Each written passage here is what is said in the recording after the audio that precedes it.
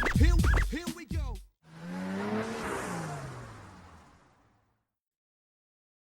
Guess who's back? It's Stick Drift. You're listening to Stick Drift, a bi-weekly show where we talk about the world of video games and the culture surrounding them. My name is Power Glover, and with me is the bad boy of the podcast, Noah Rada, Yo, I'm the bad boy. What's and up? I'm the Slim Shady. I'm not slim, but I am shady. Uh, if you like it or hate it, please would you rate it, follow the rule of cool, and leave a like on the mic. You can find us on YouTube at StickDriftPodYT, on Twitter/X at StickDriftYT, and lastly on our Facebook page, StickDrift. We're also on Spotify. Each of our content has its own channel, so for specific podcasts, please subscribe to each to make sure you get the newest audio content in your feed. Before I got on here, I was talking to you about D23 stuff. And I was talking about Kingdom Hearts and Coco and all that. You're a big Kingdom Hearts guy, right? Yeah, Have I you like played Kingdom all this stuff? Hearts. No, I Okay. haven't played all this stuff. I played about half the stuff. I Yeah. played all the way up to I basically played all the way up to Kingdom Hearts 3, I'm pretty sure. I didn't play Kingdom Hearts 3, but I never played that Aqua like demo Yeah. for Kingdom Hearts That's 3 either, uh but 2.8 or something like that, or yeah, never whatever the played that, never played Kingdom Hearts 3, but I played like everything else pretty much. Um, yeah. or watch like the movie recaps that was in like the like collection. Yeah. Because they Right. did like the movie recaps for like the DS game. Think the like 365 over 2 days had like a movie recap. I think. Um, Yes, there's a whole package you can get on storefronts where it's just like I think it's called like Kingdom Hearts like all in one and it has like the entire story. yeah, that's the And new all the one. Yeah, I didn't. yeah. That one wasn't out when I was going through them, so I just had like the Kingdom Hearts, 1 and 2 collection, and then had like that had like the all the other little ones in there. Right. Right. But Yeah, basically they showed some more Kingdom Hearts 4. Um, it's so mm, funny, like they went years without talking about this game, and now they're like, "No, it's coming out next year." I mean, you can execute us on the spot if it doesn't, but like it's coming out. Like Nomura's like, "Trust me, bro, yeah. it's definitely coming out."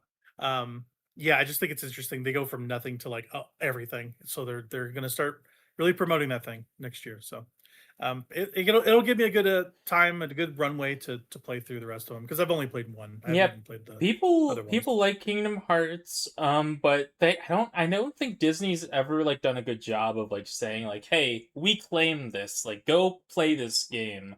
But recently I saw I have. something that from one of the executives at Disney, like one of the ones that was doing the games, um they were talking, a bunch of like yeah, it was Sean Shoptaw, Executive Vice President of Global Games and Digital Entertainment, was talking about a bunch of, Disney franchises that are like $1 billion franchises.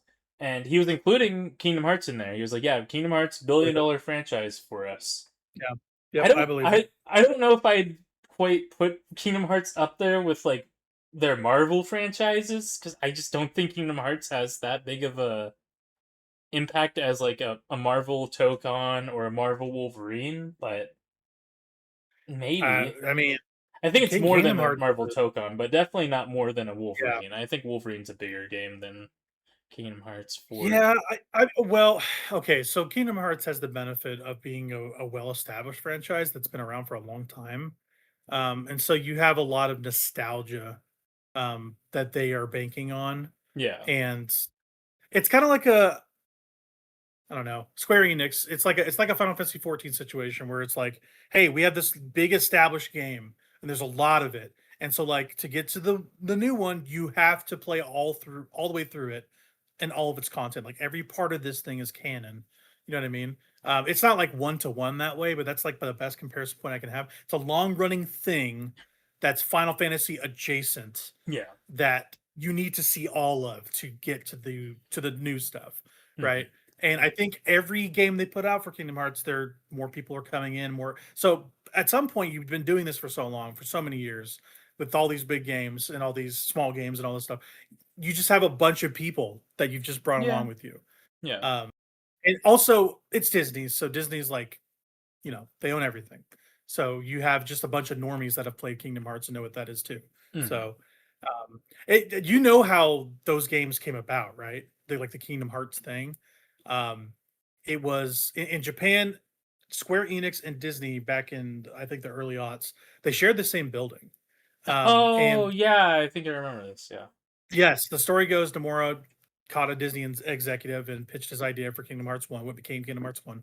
And the Disney exec loved it so much, they went through with it and the rest was history, right? Yeah. So yeah, just kind of a Yeah. fun thing. Just they were in proximity to one another. But anyway, Kingdom Hearts 4 looks really slick, I will say. So I will be chipping away at that series at some point. That'll be in the near future. Yeah. I'm excited I about that. know So a lot of people that they played Kingdom Hearts 1 and then they played Kingdom Hearts 2 and they're like, what the heck yeah, is going on? Because they never played Chain of Memories. And so, right. That's probably most people that are just playing those games and then they go yeah. like, "Oh, I missed some stuff," and they might be going back at that point.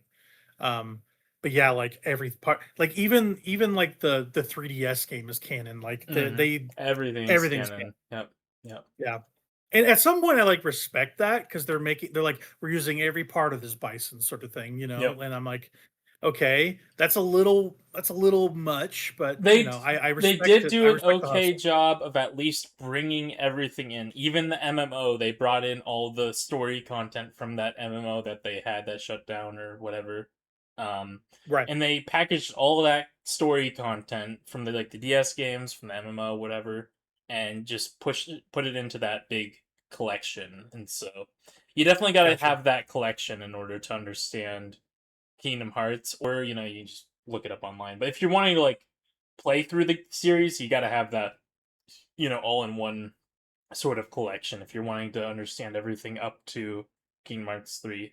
But then once you play Kingdom Yeah. Hearts 3, I think it goes straight from 3 to 4, I'm pretty sure. So, I'm pretty sure I don't think there has been a Kingdom Hearts game in between. I'm pretty sure there hasn't no. been. And yeah, for sure. People were mixed on 3, but They it sounds were. like 4 might be as clean of a slate as you could get. It sounds like if you have not played a Kingdom Hearts game, 4 might be the one you could It play sounds because like it's they starting resolved a a new lot of story. things in 3, yep. Yeah, exactly. I That's don't know the exactly what I've heard. details, but Okay. What are the chances that Marvel or Star Wars is in this thing? What are yeah, the chances? I know they pretty stick to high. Disney, but they had Tron and Pirates of the Caribbean. So they had like stuff that's like Disney-ish, that Yeah. is Disney technically, Yep. but it's like kind of separate from Disney Mhm. in the actual animated It's pretty features that high that they do Star Wars in this or do Marvel. Probably higher for yeah, Star Wars than Marvel, I'd right. say. I agree. I agree. But Seeing Sora run around with Luke and Leia and Chewie would be very funny to me, but mhm. um, I could see it. I don't know if they'll do it in 4 because when they're saying they're making 4, they said they're making like a bunch more actually. They're like doing 4, 5, and 6 sort of thing. And like Oh, this is a that's new arc.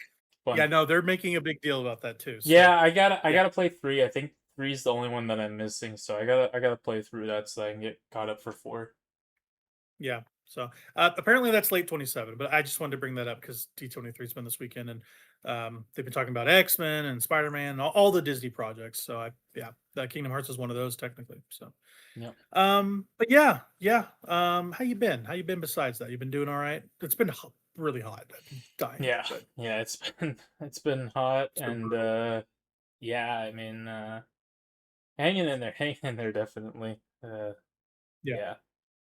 Yep. Yeah, it's been a whirlwind for me for work and the heat and all that. So I've been this is the weekend I finally get to sit down and play some video games. So I played a lot of a couple things and I'm really excited to talk about those. So let's get into it. Let's talk about the game block. Um, talk to me about some hairy feet, Noah. Hairy feet, yeah? You into that? Yeah, That's kind of weird. yeah. I don't know if I'm into hairy feet. That's the intro, buddy. I want you to take it from there. Well, I think he's talking about Magic the Gathering's new expansion, No, I'm the talking about Hobbit your no I'm kidding. expansion. Yeah, no, yep, that's the one I meant. You don't want to hear about mine, so. But the Hobbit expansion, yeah, it's been pretty fun. I've been doing some stuff with Magic Arena with it. I haven't actually played with the cards physically, but 'cause I just haven't been to a card shop in a bit. But the yeah, the cards are fun. The set's fun. It's kind of just a continuation of their Lord of the Rings set they did a couple years ago. And it's been a good set. I have done a lot of drafting for the set. A lot of limited, so gotten to really play around with a lot of the cards, and yeah, it's been fun. So I definitely check it out if you're a Hobbit fan, or if you're wanting to get back into Magic now that there's an actual like fantasy feeling set. Because like I liked the Marvel superhero set. I thought it was pretty fun the last set, but I definitely can appreciate more like a set that's like grounded in fantasy, like a Hobbit set. So Right. Yeah, famously, Post Malone is the only man that has the One Ring card because he spent a lot of money on it. he has the one of one ring card. The one of one, yeah, Yeah. yeah. So, Yeah. so there are duplicates of that card, I assume. There's a lot of there's a lot of printings of the One Ring card. He has the one of one printing that's like a special printing that's in the whatever that language is, the freaking Mordor language or whatever. Black speech, yeah, Black speech. Yeah. Yeah. Okay, so the other ones are in English, obviously. Yeah. That's cool. Yeah. That's cool. It's a good card too, by the way. It's a really good card. No kidding. The Yeah. One Ring? Yeah. It's one of the best cards in Magic the Gathering period, so I would especially hope so. for Commander. Yep. Yeah. If you're ever looking to upgrade that cloud deck of yours, just slap the One Ring in there. It's free card draw basically. So Okay, nice. Yeah. I'd like to get the stuff for that. I'd like to get a Lord of the Rings thing. You'd have to probably buy it secondhand at this point, right? Like that's kind of how those you things don't go. want to go buying the One Ring if you're not getting serious about Magic, because it's like that card's like a $60 card to $100. I'm not really sure where it's at right now, but Gotcha. yeah, that card's pretty expensive because it's really good. They did reprint it though. Well- They reprinted it for Hobbit as a box topper for like buying a whole box of it. It's like a like you have a chance to get it as a box topper when you buy Right. a booster box. I think it might even be a collector booster box. I'm not sure, but the collector booster boxes for Hobbit are selling for like $900, I think. Whoa. Holy cow. Yeah. Okay. People are really collecting for Hobbit because they know that Lord of the Rings sold well, and so they're like, "Oh, Hobbit's gonna sell well." So people are really Right. scalping it. That's an insane price. My God, I didn't understand Yeah. that was the price we were dealing with. Yeah. Yeah, because I do love me some. I love me some Lord of the Rings. So Yeah. The they also had a Secret Lair release recently. That's like their premium label. That they do like direct shipping from, and they released a Hatsune Miku commander deck, like a full complete commander deck with a bunch of Hatsune Miku printings, and they decided to do a print to demand sort of thing. So they had some stock already printed. That stock kind of just sold out like instantly. Like I was there like on their website as soon as they opened it up, and I couldn't even get that stock because there was just so many bots going at it. But I was able to at least get the print to demand. So they'll fulfill that, sometime like next year, like in May or something like that. Okay, And that's good. You're so getting I'll be able to purchase that in May, basically. Like I have like my like ticket in there, and they're not going to charge me until like it's actually printed. So that's pretty decent, but That's it good. sucks that I Yeah. couldn't get that initial stock, because I would have liked to be able to play with that versus the people who are botting is just gonna resell it to somebody, some schmuck for a 200% upcharge or whatever. But Ugh. Scalping just is so disgusting to me. yeah, like Ugh.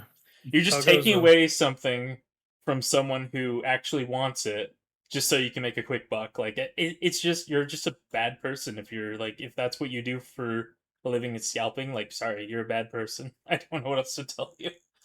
And anything that's popular, people try to scalp it. Well, people try to scalp Switch 2s, but it didn't really matter because Nintendo had plenty of stock. They printed plenty of them. Yeah, they are. yeah, they created plenty of them. Yep. Yeah. On that note, too, the Switch 2 is selling faster than even the Wii now.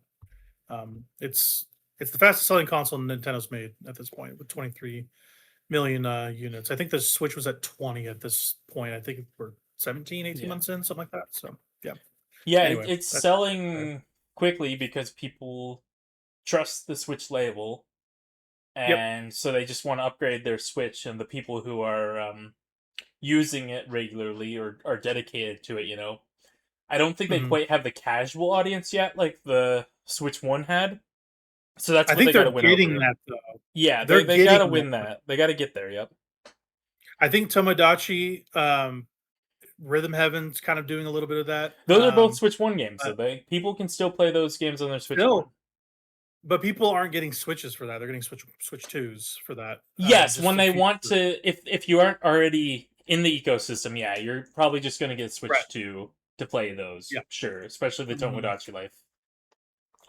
Exactly. But And Pacopia as well. Pacopia was yeah, massive. Pacopia, that is the one that would get. I agree with you on that. That will help at least get the Pokemon people to switch over. Yeah, right. And honestly, they need to. But yeah, that Tomodachi Life game broke containment in a way where like normies were playing it. Like people Yeah. love the thing. Yep. You know what? I'm not a fan of that first game. I will probably get that one just to play with my kid because she just every time she sees it, she's like, "What's that? What's that?" You know, she loves that stuff. So, Which game? kind of Tomodachi Life. Yeah, Tomodachi. she's Yeah. in, Okay. yeah, yeah. The Switch has been a really big hit with her finding out about video games. Like she's not wanting to play them, she's wanting to interact with them like a toy, Yeah. and that's been really good. And a lot of Nintendo's games are toy-like. Like Tomodachi is very Mhm. toy-like. It's not a great video game necessarily, but like it's a toy. It's a really, really sophisticated toy that you can do a lot of things with. And people are getting a lot of high hour counts with that thing because it can just you're making your own fun in Tomodachi Life, right? Yeah. Um, so yeah, Yeah. that's something I'll get. My sister had a lot of games that were like that, where you just like kind of make your own fun on her Game Boy Color. And so I'd play a lot of those when I was about 4 years old or so. I'd play a lot of those types of games because like she had like the Tarzan game, and I couldn't even figure out how to like run and jump at the same time, so I couldn't get past like a lot of things. But they had like this hide and seek mode, right? So you take like the ape guy. I don't remember his name, like Tarzan's friend or whatever. Turk. Turk, yeah. You take Turk, and you'd go hide, and then you'd have Tarzan go seek him. Well, you were supposed to play with multiple people, mind you, but I would Oh. just play it by myself. I just hide them somewhere, then I'd go with the other one to go find them. I play Like, I that for wonder where it could hours. be. Yeah. I played that for hours, dude. It was sad. I don't know.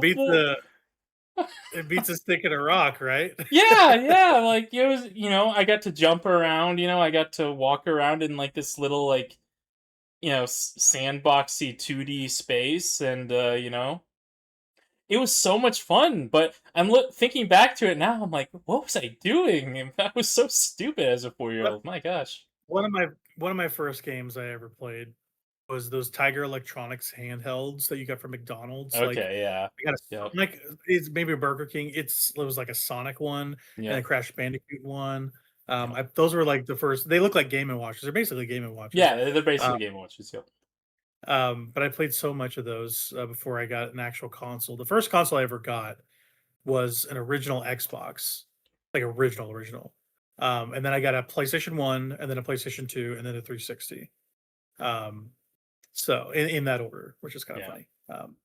And I've always talked about this where somebody my dad's friend bought a PS2 for us and Battlestar Wars Battlefront and Fight Night Round 3 and Resident Evil 4, and I never saw that copy of Resident Evil 4 ever again. And that was such a bummer because that game is amazing. So, but yeah. Sorry, we were talking about the Hobbit. And we got sidetracked. So anything else on the Magic Arena Hobbit? No. Yeah, on like the video game console kick, I don't want to talk about that now. That's more fun.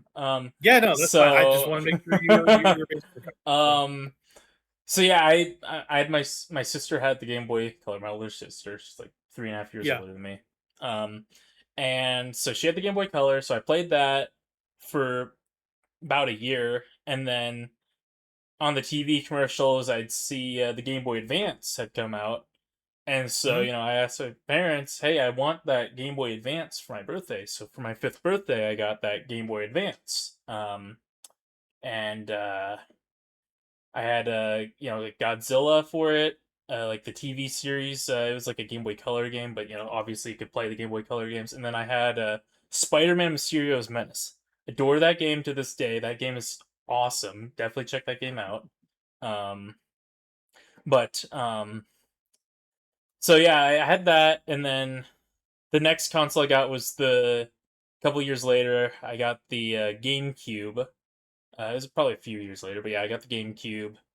And then not too long after that, the Wii came out, so we upgraded to a Wii. And then um, a while after that, the I got like the DS, and then the DSi, and then the 3DS, and then the Wii U and the Switch. So I was always in like the Nintendo ecosystem. But what Right. I was getting to was the we talked about this the other night. The one console that I chose that didn't, wasn't chosen for me was the PlayStation 1. Because Hmm. I was given it by my sister. She got it from like her like ex boyfriend's grandma or something like that.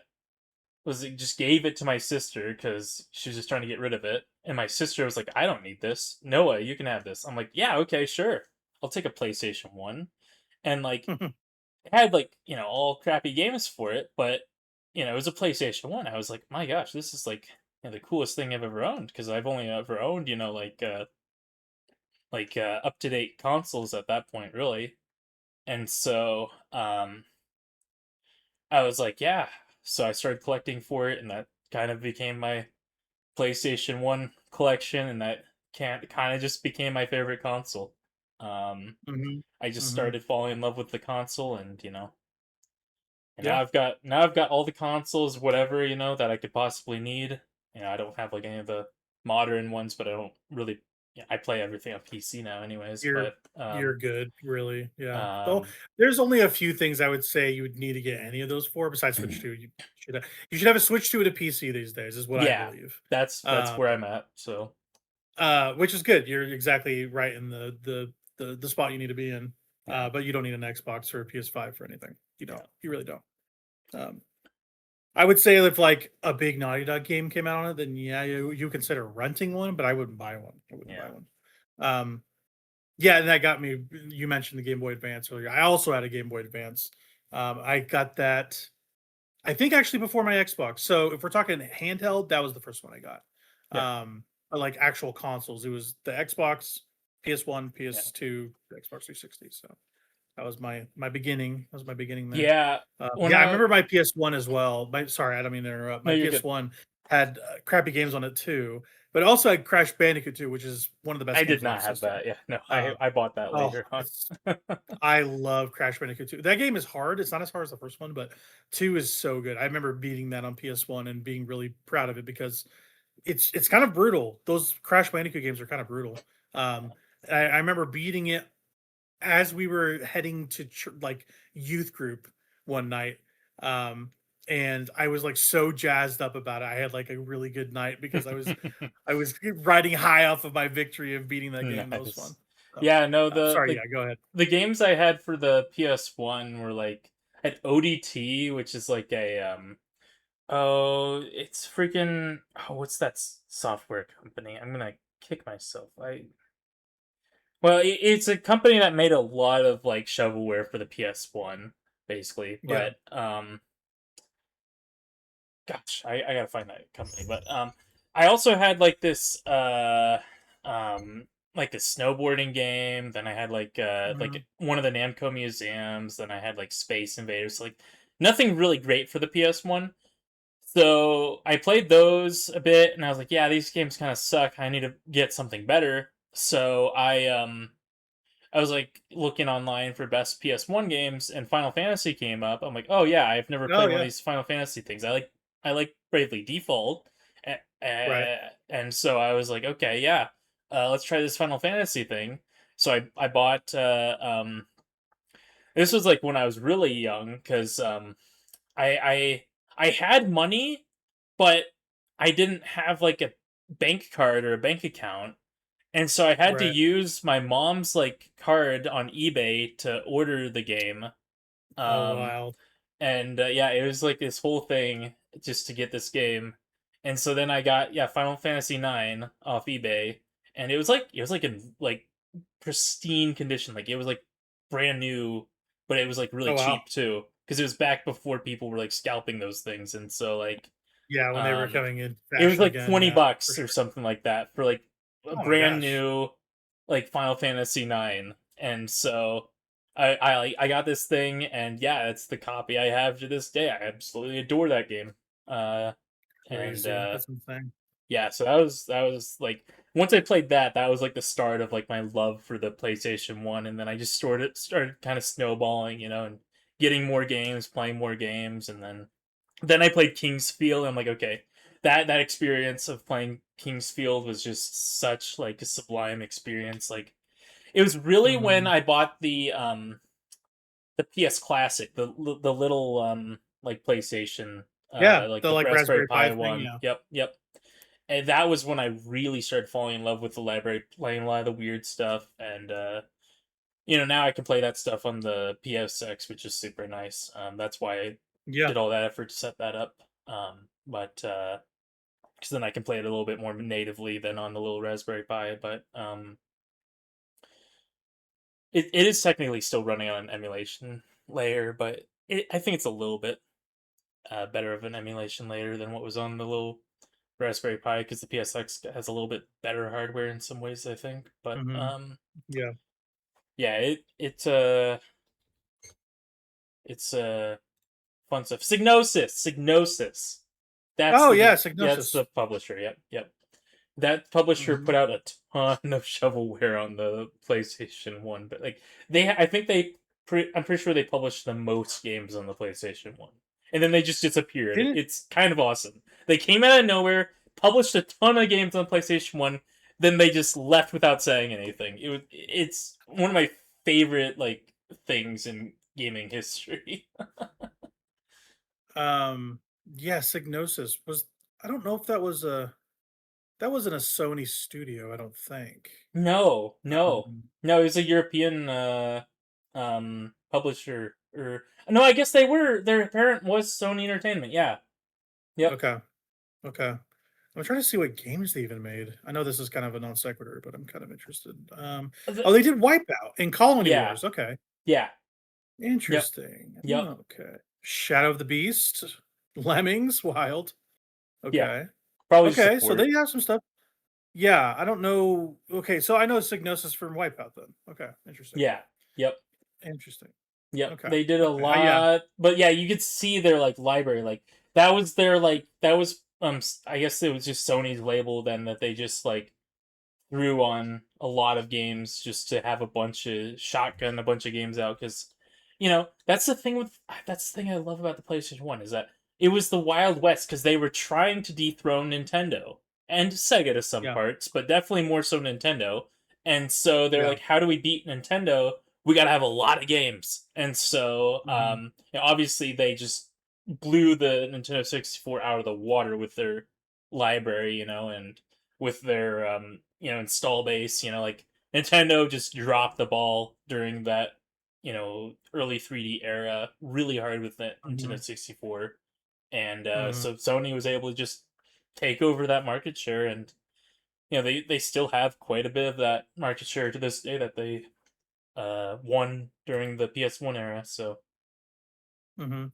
Yeah. Speaking of Sony, we've been playing some video games together, and Sony's eh, is it their biggest game of the year? I'm trying to think of what Sony's put out this year. Um, gosh, Saros? Oh my gosh, that feels like a millennia ago.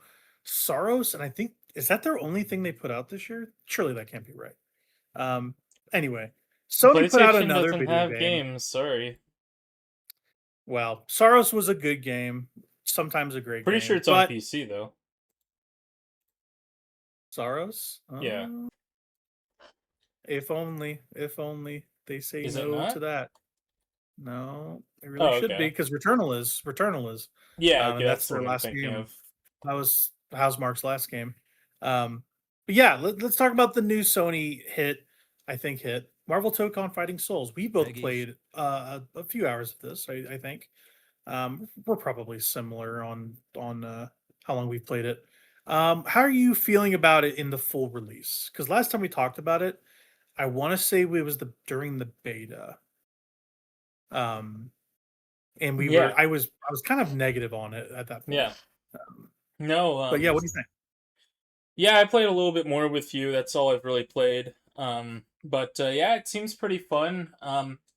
I Yeah. took a look at the controls after we played, and it's really weird because I was kind of noticing this while I was playing too, but then it kind of like I was able to confirm some things, and there's no fighting game inputs in that thing. Like you just click a button and then you click a Yeah. button. You click a direction, click a button, and that's your inputs. Like there's no like quarter circles or half circles or anything like that. It's just a direction and a button. And that's kind of really weird. I don't know how I feel about that. Like it takes a little bit of the precision away, I think, of like, Mhm. trying to, doing an input to get the thing that you want to happen. But it takes, yeah, I don't know. It takes a little bit away from it, I think, but I think for the most part, there's still like, combo potential. It's definitely like a good one to just get into if you've never played fighting games or are just casual on fighting games. Mhm. Right. But I Yeah, don't. I so I there is some fighting game input, I will say. Um because I've gotten deep into the character tutorial stuff, and once you start doing combos, you kind of feel like you're doing some. It's mostly that though, that combo button sort of approach that you're talking about. That's mostly how it is. Well, no, But like there are some fighting game there's movements no that quarter circle that inputs. Like I was looking at the characters, like the commands not for the quarter circle characters. maybe, but No, yeah. there's no like actual like that's what I'm like. There's no like like half circle, quarter circle, click a button. It's just like you Yeah. click a direction, you click a button, and that's the inputs. Gotcha. That's what I'm Gotcha. saying. If I'm misunderstanding, there is complexity, I would There's say. complexity, And that stuff, yeah. yeah. That Like stuff comes in later, yeah. you don't just mash one button to. I mean, you can do that, but like you're not going to win by mashing just one button unless your Right. opponent's like really bad. But Yeah. like so like yeah, there's complexity to it. I'm just saying there's no fighting game like inputs, like no traditional fighting game inputs to it. Mm, Um and yeah, it's just weird. I don't necessarily think it's a bad thing. I just don't know how I feel about that personally. Um gotcha. Yeah. Um yeah, there's a lot of hidden complexity. There's a lot of comboing you can do. There's mhm. like a in the training section for each character, they kind of just say like, "Hey, if you're gonna get to this combo, here's your threshold. This is your score threshold that you have to hit, but you have to do it with this combo. Like basically, like, hey, you have to open with this combo, you have to hit this special, and you have to hit this like score threshold, and you can kind of mix and match your combos while you do that. So it's kind of fun to like once you understand your character and the movement and like the combat and the combos, you can kind of start fiddling around and chaining stuff together to Oh to yeah. hit all those thresholds. It's really fun. I like it that they Yeah. do it by character as well. It's a good Mhm. way to learn. Yeah, So, it still um, has all that. I mean, when I was playing with you, I felt like my combos were pretty fresh and fluid every time. yeah, I was hitting different things, hitting different inputs, hitting different buttons and combinations, and things were happening, and it felt very fluid. So I felt like I had the y- tools to react to whatever my opponent was doing with a lot of the characters I was playing. So He's being modest, everyone. Noah was absolutely working me. And it was not close. I think I won maybe 2 matches, but I think we were playing. We played about probably close to 20 matches. I Yeah, think Noah went 10 straight on me at one point. So he's being maybe. modest. I don't know. There was I don't. I remember specifically there was a chat screen on the bottom left, and it said Astro has 10 win streak, and I was like, nice. That's good. That feels good. Maybe I don't, Um, I'm sorry. I don't pay attention to that. I pay attention to the dynamic and the interflow. I don't really care about the win loss the whatever. humble victor, So the humble victor. Don't listen. The that's humble victor. crazy. That's crazy. Um, but but anyway, besides me getting worked over because I was, That's crazy. it was it was nice to pick a couple characters, start learning them, Hmm. doing those combat routines.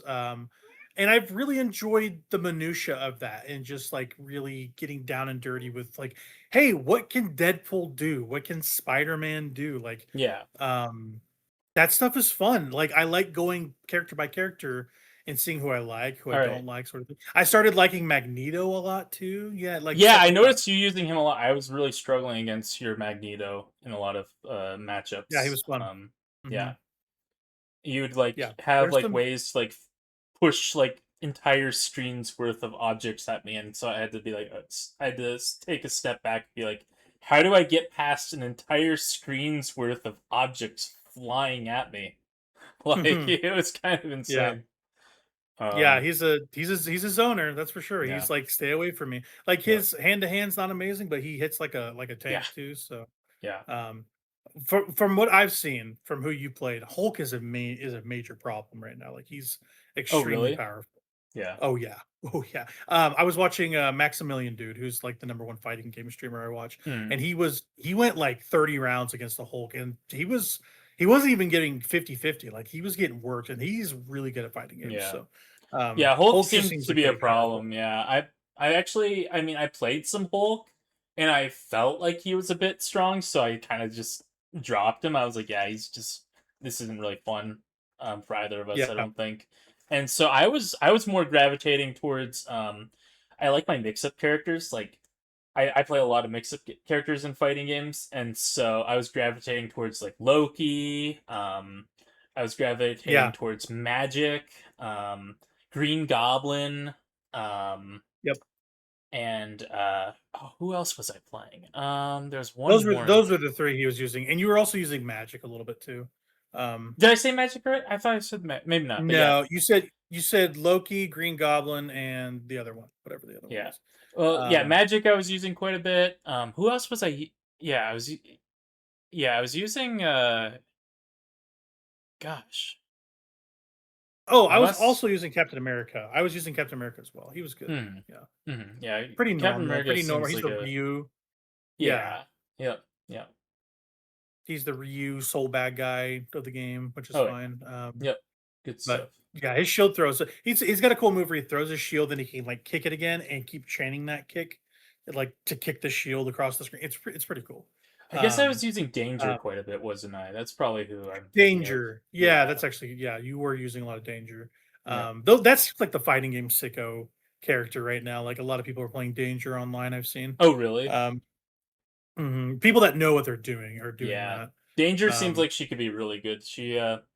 She sets like this trap that all it does is just boost her moves when her moves come in contact with it. So it seems like you could get pretty nice. Magic is cool because she has her portals, and so you can like set the portals down, and then you can shoot your projectiles through them, or you can just step through them yourself. Um, yeah, but yeah, Danger also has a teleport. I like characters with a teleport. That's always fun for me. Um, I I think Deadpool's inclusion is so genius. Like they are using the character of Deadpool so perfectly where mm-hmm, he's a fourth wall breaking character in every mm-hmm, piece of media he's been in. He, talks to the reader during comics, he talks to the viewer during movies. He is basically their vehicle to flex on people saying, "Hey, this we know fighting games. We know them implicitly. Let's reference Final Fight. Let's reference Fatal Fury. Let's reference all these fighting games through the character of Deadpool and have him be a wink and a nod away from like it's honestly like he's kind of like worshiping at the altar of what fighting games is. Like his character is like kind of a translation layer almost, which is really cool. Yeah, it Like you was. see a lot of references through his character. Like he does a Jacko pose Uh huh. Uh huh. from Guilty Gear. So Yep. yeah, They reference, yeah, every like obscure fighting game out there. I saw this video yeah, today that was just it was like 102 Deadpool references in yeah. Marvel Tokon. I'm like, oh my gosh, that's insane. Yeah, and they also brought Nolan North back from the 2013 Deadpool game to voice Deadpool again, and that's always a good choice. He's a very good Deadpool. But yeah, he's just really funny and he's expressive and actually very good. I do like Deadpool quite a bit. Every time he does a move, it's usually reminiscent of a fighting game move from other video games, Yeah. um, which is really cool. And yeah, like straight up, his starting pose where he does like the fireworks behind him is I think it's Cell's pose from Dragon Ball Yeah. Fighters, Yep. and his charge up. So, and that was in that video. I think I've seen the same video you have. Yeah, Um, probably. but yeah, lots of really good references with Deadpool. He's honestly been the one I've been using the most. Him, Spider Man, and probably Magneto are the three I've used the most, if I had to guess. So I've probably used yeah, Loki the most. I'm a huge Loki fan already, and Loki feels Loki's really really good good. in this game. Yeah, you Yeah, like you can do some nasty things with Loki because all of his moves you can either delay them or you can turn them into a counter attack if they attack you. Every single one of his yeah. like specials, basically. I was getting okay. He was part of the 10 win streak for sure. Noah was using Loki like 100%. He had like this AoE move or whatever with the it's like this ice wall that comes either forward or Yeah, back, and he yeah. was he was bouncing me forward. He was launching me with like a like a assemble attack, and then he was like bouncing me off the wall, catching me in the air, and I think doing a throw on me. Like I was getting mixed up like crazy by Loki. It was Yeah, nuts. Loki felt so good to use, dude. Oh my Yeah. gosh. I was like on I was cloud getting a little bit nine. I was getting a little bit of my get back with Magneto, but then you switch to Green Goblin, who is also kind of a zoner slash tech Yeah, setup character. yeah. Um, Yep. and he was really doing me a Loki number as is a well. So slower setup character. Green Goblin is quick. He's like, I'm gonna throw yeah, this thing out, and you're gonna have to react, or you're gonna get hit by it. His yeah, grenades, they're all like randomized effects. So I just have to react to whatever effect gets hit by you, and then I decide my follow up based on whatever is. He's a lot like Faust in that way from Guilty Gear. His having the randomized projectiles, it's a lot of fun reacting to whatever yeah, Green Goblin decides to throw out, basically. And it's his yeah. hovercraft was very different from anything I ever used in a fighting game. It was a lot of fun to just fly around and just hit people from the skies for a bit. Right. Um, Doctor Doom can also hover, and so can Iron Man, which is fun. Okay. So there's a lot of hover characters in there too. Yeah. So, um, but yeah, I'm way, way, way more positive on it now than I was during the beta. They I am too. also tweaked some stuff. I think they tweaked some stuff as well. Um, I want to say the fighting speed's a little faster. Maybe they might have kicked that up a little bit. Yeah, maybe. Um, between betas, at least, I heard some people. The first beta that people played, people were not into it, Yeah. but they made a lot of changes and stuff. So, but really, I think the thing that's changed is just my exposure to it. I just played more of it. I hmm think it doesn't feel as auto combo-y as it No. initially did, and I really didn't You like that. it But has it has like a couple of auto combos you can do. But you're not gonna win games by just auto comboing. Like once you're going against actual people online, like it's just not gonna happen. Like people are understanding of these characters now, and so you have to figure out your character's tools so you can get around your opponent's tools. And it's really gonna end up turning into this big, rock paper scissors sort of thing with the 4 player tagging of like, okay, yeah, they've got this character out. I need to switch to this character so I can react to what they're doing, and it's that sort of thing. Basically, right now we're playing kind of on this one-dimensional level because we're just trying to figure out these characters. So we're just yeah, we typically just we put a character in, we play with that character like a normal fighting game. Maybe we'll mess around with other characters a little bit, tag them in once in a while, But for the most part, for one fight, we're like, okay, I'm going to play this character for this one fight. And that's so that Yeah, we can figure yeah. these characters out. But eventually, the skill expression is going to come in with knowing when to switch, knowing what characters are good against other characters. That's where a lot of this skill expression is going to come in with this thing.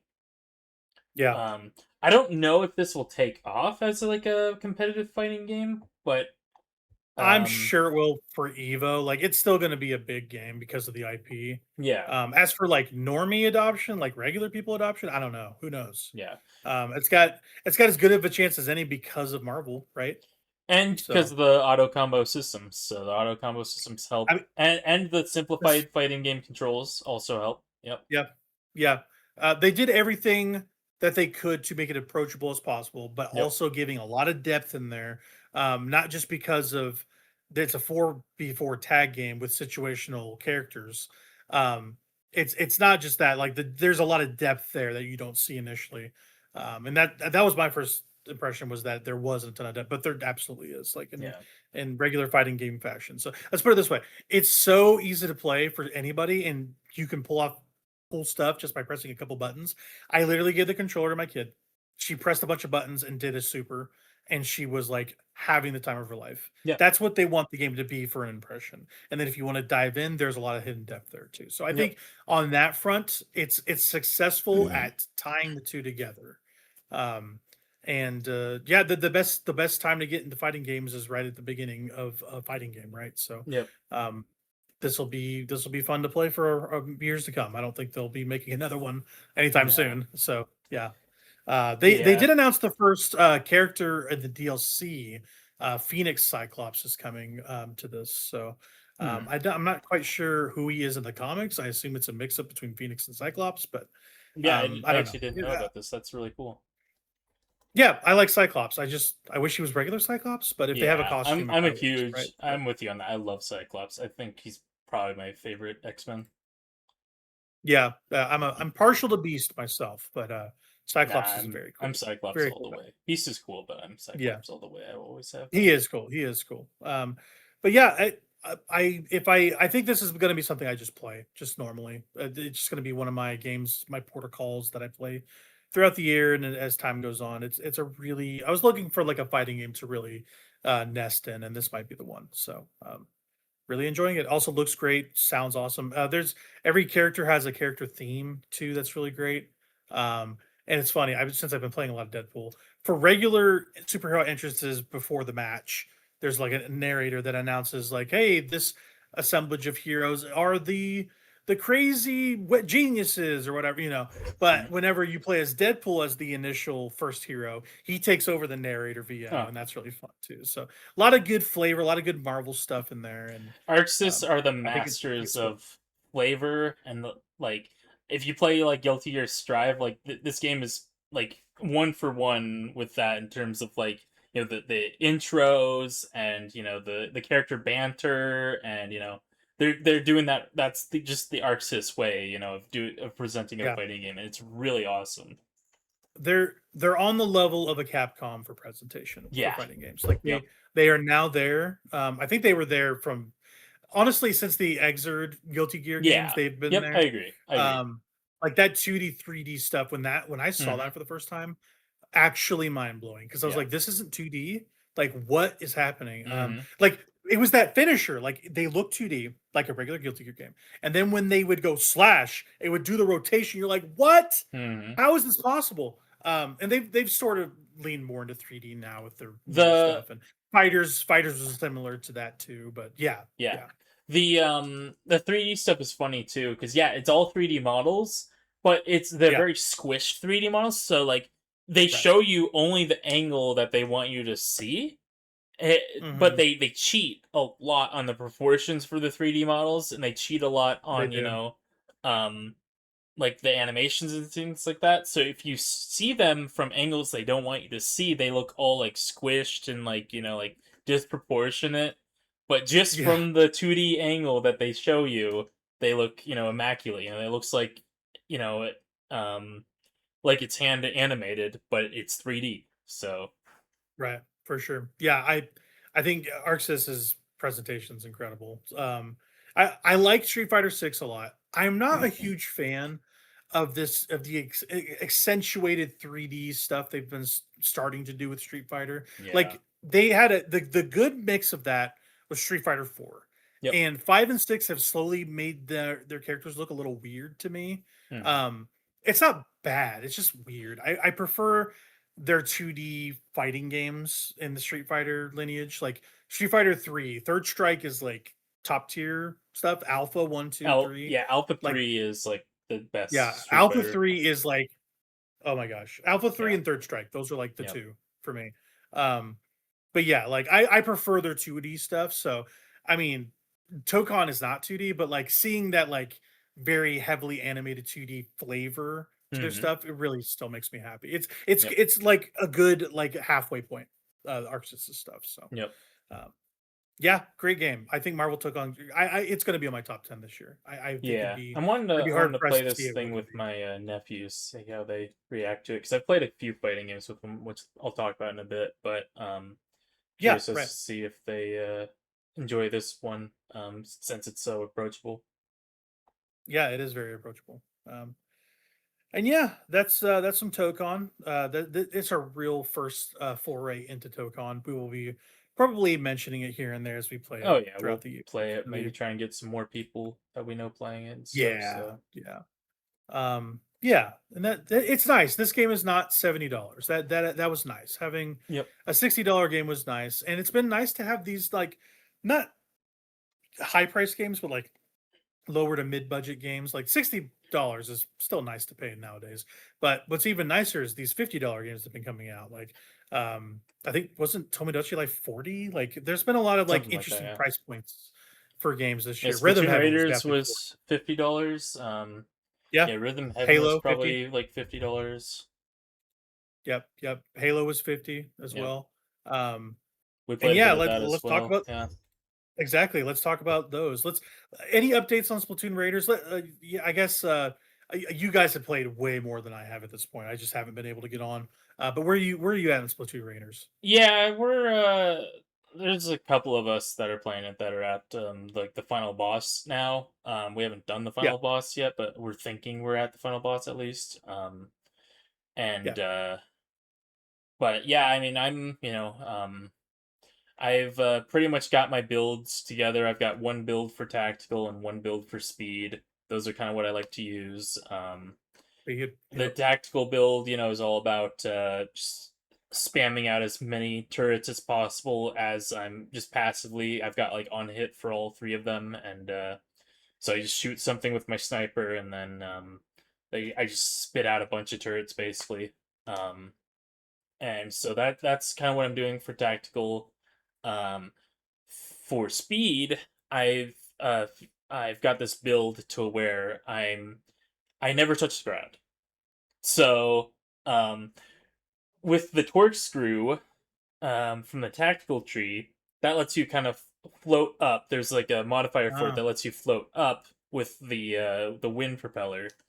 So you can hmm. use that, and then you use the jump bombs with the floating down modifier, and you can just infinitely float in the air.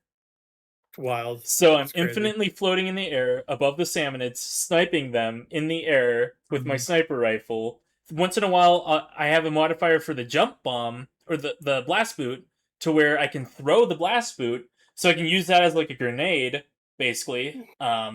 So if I need to like hit something, in an AOE, or if I want to freeze, because I also have freeze on the blast boot, I can just throw it, and then I can continue sniping. So that's what I've been doing Yeah. with speed, and oh my gosh, I'm just ripping and tearing.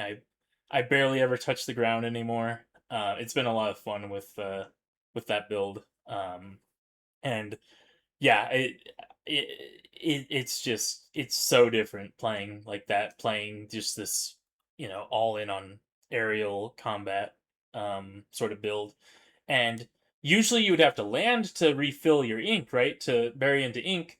But Right, both right. of my speed gadgets have on use refill a portion of my ink tank. So I just use the gadget and it Hmm. refills my ink tank, so I never have to land. Okay. Yeah. Interesting. Yeah. Interesting. It's really interesting. I'd It's like a to lot of fun. I would like to yeah, I need to unlock stuff from that tactical tree to do exactly that. That sounds really So useful. So the only things you need for it, right, are mostly from the speed tree because you just need the the blast boot and the jump bomb from the speed tree. The mhm. only thing you need from the tactical tree is the torch screw because that's the third piece of the Oh, puzzle that lets you. oh, that's the only thing? Okay, okay. Yeah, that's the only thing Gotcha. you need from the tactical tree is the torch screw. That thing, you put it down, you give it like as wide of a radius as possible, and then just give it the Mhm, modifier to uh m- boost you up. It's called like floating fun or something like that. And mhm. then Yeah. you can also give it the ability to pick up mega power eggs. That's what I do. That way, if you want to collect mega power eggs with it, its radius will just pick up any in its radius for you. You don't have to land to get them. Obviously, I'll Mhm. still sometimes land just to help out and grab things. But when I'm in the middle of a battle, I'm not gonna land. Like I'm just always in the air in the middle of combat, and then I'll fly into like the middle of like a swarm, and I'll use my ultimate, the AOE with the eels, and that just Mhm. takes out encounters like yeah. So Gotcha. it's a Okay. fun build for Gotcha. speed for sure. I'm really enjoying it. I prefer the speed tank anyway, so that sounds useful to me. So Yeah, it's I haven't died since I've started using this oh, wow. build, so like Yeah. I've gotten close to it, before obviously but I have so many options to get out of jail free that I just jump boost my way out of danger and live another day. So Yeah, right. I like to get through that. So I think we have a plan for me to catch up to you guys and us yeah, to you're hopefully beat that boss you're you're tomorrow. not too far off we're at. So Yeah, I we unfogged the map last time and it looked like to be the end of those islands. I'm like, yeah. okay, we're probably Yeah, getting we're close. pretty close. I mean, I'd like for you to keep playing with us, Yeah, regularly as well, because we plan to, even when we beat the last boss or whatever, keep playing it, kind of like we did with Night Rain. We just kept playing it because we liked it so much. Heck, I'd yeah. still like to play Night Rain if you ever get it, the chance to play it with us. I'm building this PC. But I'm getting there. I'm getting yeah, there. yeah, I'm just saying that, like, it's not a game that I'm just gonna throw away. It's a game that, Yeah, like, no, good. I want to play whenever people are wanting to play it. Like, yeah, Mhm, just boot it up and mhm. do some raids with it. 'Cause it's a lot of fun. Yeah, yeah. I will definitely be interested. I'd like to play that with people that know what they're doing. Yep, So that'll be good. So yeah, I hope to beat this game this weekend. That's kind of where my heart's I at. do too. So Yep, we'll probably play it tomorrow. I'll play it yep. tomorrow with you, and we'll do that. So that's some more Splatoon Raiders, and then got a couple more things that we've been playing a lot of the same games, which is kind of nice. Mhm. We have a lot to talk about on these games. Something you and I both play was Campaign Evolved, not Combat Yeah, Evolved. yeah, I had already beaten it. I beat this game already because I got it early, and I had a hankering to play Halo, and I really like Halo. But yeah, what did you think of it from what we yeah. I played? We mean, played I what, got it three early missions, two too. missions? I played it early. I played it back when it was on the Xbox, so that's pretty early. Honestly, yeah, that's not a lie. So yeah, But I no, can't fault you there. it was a lot of fun messing around with this Mhm. game again. Yeah, it felt about the same. It felt a little bit more like what is it, like Unreal Engine slop. But I mean, Sure, it had like a sprint button, like whatever. It's still Halo. We just it's uh the it's like a maps were mix still the between same, and it's a mix the between feel like was all still of the same. Halo. Yeah, Yeah, yeah. like Because the yeah, guns were not the same. The guns were like the newer no, guns, and I was like, okay, well that's fine. Give me the newer guns. So they're kind of better anyways. So right. you Oh weren't yeah, you weren't high on the Needler. I still felt like the Needler felt good personally, but yeah. yeah, the it was like the Needler and then the assault rifle. Like everything else was feeling a bit lackluster. We were on legendary, but Mm-hmm. Yeah, yeah, like the plasma pistol was just not hitting right, or like I would be on the target and it would miss anyways. I'm like, that doesn't feel right. Oh, And ugh. then like the plasma rifle just it felt like it wasn't doing enough. Like I know it's more geared towards breaking shields, but it just wasn't didn't feel like it was doing enough shield damage for me. Um Yeah. but maybe I just need to mess with things more. The sniper felt good. Sniper, yeah. The only thing is, it doesn't feel as crunchy to use the sniper anymore. Like, there's something about it that just it feels less like it has less of a crunch to it. I don't know if it's a sound design or if it's the Mm. recoil of it or just what's going on with it. But Yeah, I don't know. Like there's okay, so basically this Halo game is like an idealized version of the original Halo. It's like hmm, what current version of Microsoft wants people to remember about Halo yep. while giving it a new fresh coat of paint and a bunch of like legacy weapons. Like the fuel rod cannons in here. Oh Like that really? is in Halo Reach. Yeah, like Huh. that's not from Halo 1. Um like I think the SMGs are in here too. Like they're Oh not wow. from that's from Halo No. 2. So Yeah. um they just kind of it's like a remixed, hazy view of Halo 1, which is interesting. Um, but yeah, like they made a lot of changes. Like from what I've heard, the bones of this thing is like Halo Reach engine. So like it feels like Halo Reach, but it has the sprint of like a Halo 5 and like a bunch of remixed guns. So it's kind of like remixed Halo. But yeah, like they made some changes to it for sure. They also have a lot of weird like things in cutscenes where they like are like talking to the screen. Like Oh, it was really weird. It was like, okay, why are we talking to the screen? Like, are we like trying to say like you are Master Chief? Or it's like, well, yeah, okay, but it just feels weird. Like, show me it's them talking to Master Chief. Like, I don't want to be Master Chief. I'm all good. I'm okay being Noah. like it's Sergeant Johnson mogging to the camera is my problem. Yeah, It's yeah, exactly what you're saying. Like he like shows up on the scene, and I mentioned this a little bit during the first time I talked about it. He shows up on the scene like he knows that you know that you've seen him before.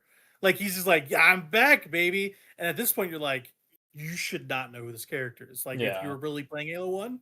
And in Halo 1, I watched the comparison shot where he just kind of walks in and orders his guys around like a sergeant would. But yeah. this one, he's like, "Listen here, boys, we're gonna go kick some grunt butt, aren't we?" And he's like basically winking. He's like, I get it. Huh? I'm Huh? Sergeant Johnson." Huh? Um, and Ye it's kind no of weird. Like, grunts? Get it? Huh? sure, yeah, like he's doing the whole wink and nod and Yeah. cornball thing, but like in the books, Sergeant Johnson's like the one of these failed versions of a Spartan. Like he's part of the Spartan program. Him and Chief have a relationship is outside of the first game. Like he was like their point man for all their missions with Blue Team and stuff. Like Sergeant Johnson and Chief and even Keys, they all know each other. Of course they do. But like you as a player don't know Sergeant Johnson is. So it's really weird that they retroactively tried to make him Mog for the camera, right? It's just kind of interesting. Like Sergeant Johnson's in the books, basically. Like he's part of the history of the whole thing. So there's reason enough for him to be hanging out with Chief and like the bonus missions, right? Like there's some other stuff they added to this package that are new levels. That makes sense why he'd be there, right? Yeah. But like the characterization in these cutscenes are really weird, you know? Um, and the faces look a little off. It's just kind of a weird direction pacing of the cutscenes. But the game is like when you're playing the game, it feels like Halo.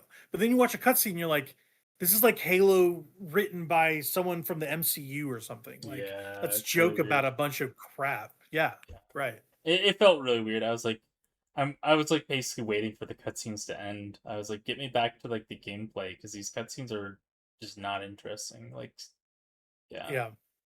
Also, Also, oh Master Chief sounds really old. I have to say, he sounds really yeah, old. Like, yeah, I like Steve Downs. It's nice that they brought him back. The man's almost 80, 70 something. Like, you might need to just move on from the chief of it all and just do a Halo Reach, Halo ODST thing, make it about a Spartan, move away from the Master Chief of it all. yeah. And I think it would still work fine. Because, fun fact, Halo Reach, that's the best Halo game. Okay, that is the best Halo game. and they didn't have Master Chief in it at all, aside from a small cutscene that you had to look over during a cutscene to see him. Right, he's not even in that game really. So, but yeah, sorry, continue. Oh, I was just gonna say, you mentioned they have like weapons from other games in there. They have like the energy sword in there, don't they? That wasn't in the original Halo. Yes, I was it. Maybe that was No. a Halo 2 thing. Yeah, that was a Okay, Halo. That was a big thing when Halo 2 came out, that they let you use the, okay, because I think the enemies use the energy swords, but they never let you use the energy swords until Halo 2. I'm pretty sure. is that right? Is that Yeah. right? Okay, yeah, and also a big thing is this is just the campaign, no multiplayer. Like Yeah. that's a misstep. That's just why Yeah. wouldn't you? You Yep. know, it's I a guess weird they one. don't want to take away from the install base in Halo Infinite, but like, who's playing It Halo can't be that Infinite? big. That game is 12 years old. Like that Master Yeah. Chief Collection is 12 years old. It's such a baffling thing. This entire project is so weird to me. Like, I Hmm. don't know who it's for. It's not for Halo fans. They've played this game already. Yeah. It's not for new people because, frankly, new people don't give a shit about Halo. No, no, Like, new people aren't playing this. no, nobody new is playing this game. Like, Yeah. people on PlayStation, it sold kind of poorly on PlayStation. So like I don't understand what this was for. Granted, I'm happy that it happened because I like this Hmm. game, Yeah. but it seems like one of the most perfunctory remakes I could ever think of Yep. because you already had this game remade already once, first of all. And number two, like I don't understand the audience. Like I think the only reason that they made this game was to, in a previous regime, market to a PlayStation audience that doesn't have Halo, because that was Phil Spencer's mandate was to put everything on everything. And Yeah. they already said they were going to put it on there, so they just went through with it. But now they've been pulling back on that stuff, and they're making the console a thing now again at Xbox with Hmm. Asher Sharma as the lead. Um, so it might be a relic from that era, like, but it's ultimately an Unreal tech test for their new Halo game because they switched engines. But other than that, I don't understand its purpose. It doesn't justify itself, you know? And that's I'm saying this despite really liking it because I think it plays pretty well when it runs well. Like it does. It feels like Halo in the right ways, right? Um, Yeah. yeah, You it's just got baffling you to me. got me I don't thinking know. of the Family Guy clip with Peter Griffin. He's like, it insists upon itself. It insists upon Yeah, itself. yeah. I did not care about the Godfather. Yeah, yeah. Such a good clip. Like, I don't like it. Don't like it. Don't appreciate Like, it. Yeah, Family that's Guy it. is one of those shows, right? I think the show is terrible. Like, I don't think you should watch that show. But the clips from that show, like out of context clips from that show, are always really good. That's how that show is for Robert me. Duvall. Yeah, no, it's Yeah. that show. Okay, every young man or girl has had a Family Guy period of their life. That's just the Yeah. truth. Yeah. You've had it. Yep. I've had it. Yep. Everyone's seen enough of Family Guy. The Yep. show is the pits. It's terrible, Yeah. but bad Family Guy can sometimes be good Family Guy because of the cutaway gags. Yep. The And cutaway gags. Yep. they That's it. they rely on it too much. That's what Family Guy is Yes. references to other things. Yep. So when you watch that, you're like, okay, they're just reheating their nachos here. They're just calling back to something else. But American Dad is not like this. Hmm. And it's a way better show because they don't Yes. lean on anything. Yes. Hello. Hello. American Dad. American So Dad much is better than awesome. Family Guy. Yeah. That show is good because they actually have to write. Yep. Like Yep. it's kind of Absolutely. hilarious. Yeah. Like they'll make a reference, but there'll be no cutaway because that's Yep. just how it is. But then they actually have to pay off on the joke they made, not have Hmm. something else external do it for them, right? Yep. Yep. Um, American Dad, underrated show for how big that show Absolutely. still is. Yeah. Roger the Alien, one of the great characters of our time. Hmm. We love Awesome. Roger. Yep. Yep. Listen here, Stan. Yeah, I love him. He's the best. Anyway, That's such a this good let this show. be a PSA. Don't watch Family Guy unless you're forced to. Watch American Dad, Um, or you're watching Family Guy Funny Moments. Please watch your Family Guy Funny Moments. Family Guy Funny Moments. That's great. Entertainment. You're intelligent. You're heard for watching Family Guy Funny Moments. it's an But ethical way to consume Family Guy. that's Yes, exactly. exactly. Yeah. You don't need to know the storyline of Family Guy. Just watch the cutaway gags, like whatever. Yeah. We don't Like we don't want to insult comedy fans intelligence, because then you get like the Rick and Morty fans, and they're like, you gotta have a really high IQ to watch Rick and Morty. Ugh. So Okay, see, Rick and Morty is a Smash Brothers problem because like all their fans stink literally. Like that's the same ugh. thing, but like the actual item of their affection is great. Like Rick and Yeah, Morty is a great show. Smash Brothers is a great game. The fan base around it, same for My Hero. The fan base around it stinks, yeah, figuratively and literally. yeah. Get a bar soap. You know what I mean? Like Like they're on like season stupid for Rick and Morty, I'm pretty sure, and like I think I I stopped watching at like season 3. Like I don't the show same. just stopped being that interesting for me, to be honest. I think I saw season 9 or 10 maybe. Oh my Like they're gosh. up there. Oh I my gosh. remember we were waiting for new seasons because we Yes. loved it so much. Yes. Yep. Um, it was like appointment viewing. Like it was crazy how good that show was through the first 3 to 4 Yeah. seasons. Like Mr. Meeseeks, are you kidding me? Yeah. Such a good episode. Everyone knows Mr. Meeseeks. Absolutely. Yep. Mr. Poopy Butthole, come on, you know Mr. Mr. Everyone Poopy knows Butthole. I know Mr. Mr. Poopy Poopy Butthole. Butthole. Yep. Yep. Good Ugh. stuff. Good stuff. The Bird like person, don't even talk to me. yeah, Yeah, Bird Person's awesome. Yeah, it's just like, and I think in a lot of ways, for a while, Smiling Friends kind of became like that go-to like yeah, funny adult, cartoon, kind of bridged that gap where, Rick and Morty kind of lost a lot of people. Like Smiling Friends was able to do that. But then the creators, of that were like, we don't want to become Rick and Morty, so we're just gonna, cut it off here. And I think that's good. You know not to overstay your welcome.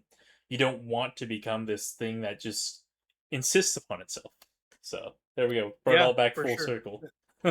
That's kind of perfect. And to kind of expound upon the Smiling Friends thing, they went out on top. Like Yeah. they went out on their own terms on top at the Yep. height of Yep. Smiling Friends, and it is a proof positive. It's a Breaking Bad thing where it's all killer, no filler. There's Yep. nothing you would take away from that show. It's perfect as is, and it's a great show all the way through. There's not even a bad episode, I think, of Yep. Smiling Friends. Absolutely. And they started getting really adventurous in that third season. I think the third season is the best season, personally. Yeah. Artistically, especially that Halloween episode's insane. Hmm. One of the craziest things put on television. It's Yep. awesome. They have Pyramid Head in that show. They asked Konami, and Konami's like, "Hell yeah, dude, that's Konami awesome." will let Pyramid Head go on anything. Let's be real. Like you could probably make. Come on, though. We could probably have Pyramid Head on Stick Drift, and they'd be okay with it. We could call up John Konami, and he'd be like, "Yeah, you can have Pyramid Head."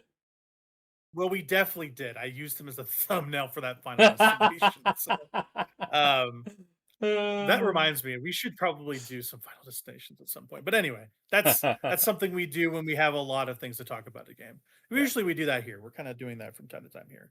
We haven't really felt the need, I think, to talk about a game in length like that. But but yeah, anyway, to bring it full circle, yes, insist upon itself is correct, and I feel like also bringing it back full circle, Halo has insisted upon himself Mhm.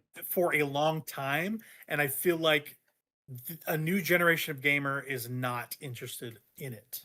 Like it's kind of a relic of an older time, right? Um, I don't know what they have to do. Like Xbox has this issue where they have all these established franchises with characters in them that are getting old and weathered and kind of over exposed, like with Gears and Halo and honestly Fable now. Fable, this will be the fifth, sixth Fable game, whatever. It's new technically, but like they're reheating their nachos. They're bringing back the main villain from like the first Fable and that thing too. So they have all these old franchises that they just don't know how to capitalize on when it's so easy to because of the strength of the iconography. Like the iconography of Halo, you know it, I know it, everybody knows it. Everyone knows what a grunt is, elite is, whatever. Just get the bones of that world, that structure, and just get new main characters and you'll be fine. Like they tried to do this in Halo 5 and everyone rebelled. They could try it again and it would actually work, I think. They just got to get away from Master Chief. They have to. It's not interesting anymore. People have done it. They did it again. Like I don't need to hear about Cortana going crazy. I've seen it already. I don't need to see them retell it. So AI going crazy? No way. That would never happen. it'll never happen. Speaking of go crazy, no, you've been playing some Power World. Let's talk about that, and then we'll go back to to another game that we've been playing together, but I kind of want to mix it up. I want to hear about some more Power World, and Yeah, yeah, we'll go back to I some other don't stuff I don't after have that. much to say on Palworld. Uh I got a couple people that I was playing with together, and we were able to finish the final boss of that thing, finish that game out. And yeah, it was a good final boss, good final couple bosses and things like the new big area that they added, like the world tree thing. It's pretty cool. Mhm. Didn't really do a whole lot with it, to be honest. I think we were all kind of just power worlded out by then. We just kind of wanted to be done with the game, and so Right. and my energy bill also wanted to be done with the game, and so because I was The running a server. server in my house, Uh, and yeah, it spiked my energy bill, so not damn. yeah. But glad that we've gotten that taken care of for sure. But yeah, it was fun. It's a fun game. I definitely recommend checking it out, and going through it. It's a good time. It is a good time, especially with friends. And but I wouldn't I don't feel a need to go back to it. We'll put it that way. And as I was playing it, I'm like, yeah, I'm gonna beat this thing, and I'm never gonna feel the need to play this again because it just doesn't have that kind of pull for me, at least. It has replayability, I think, but I just don't really play that genre of game enough to replay that thing. So Right. Yeah. Yeah. So you're kind of spent on the Power World. That's always a good feeling though. Whenever yep, you've like done the, you're just like, you know what? I am just satisfied. And then it's just a challenge for that game to re-satisfy that taste. And I think that's fine. It's okay for stuff to end. Like I really don't have a problem with it. I kind of look forward to things ending sometimes so I can yep. move on to something else interesting, right? So yeah, that's good. I'm glad. Yeah, I don't know if I'll ever play Power World. I'm just not interested.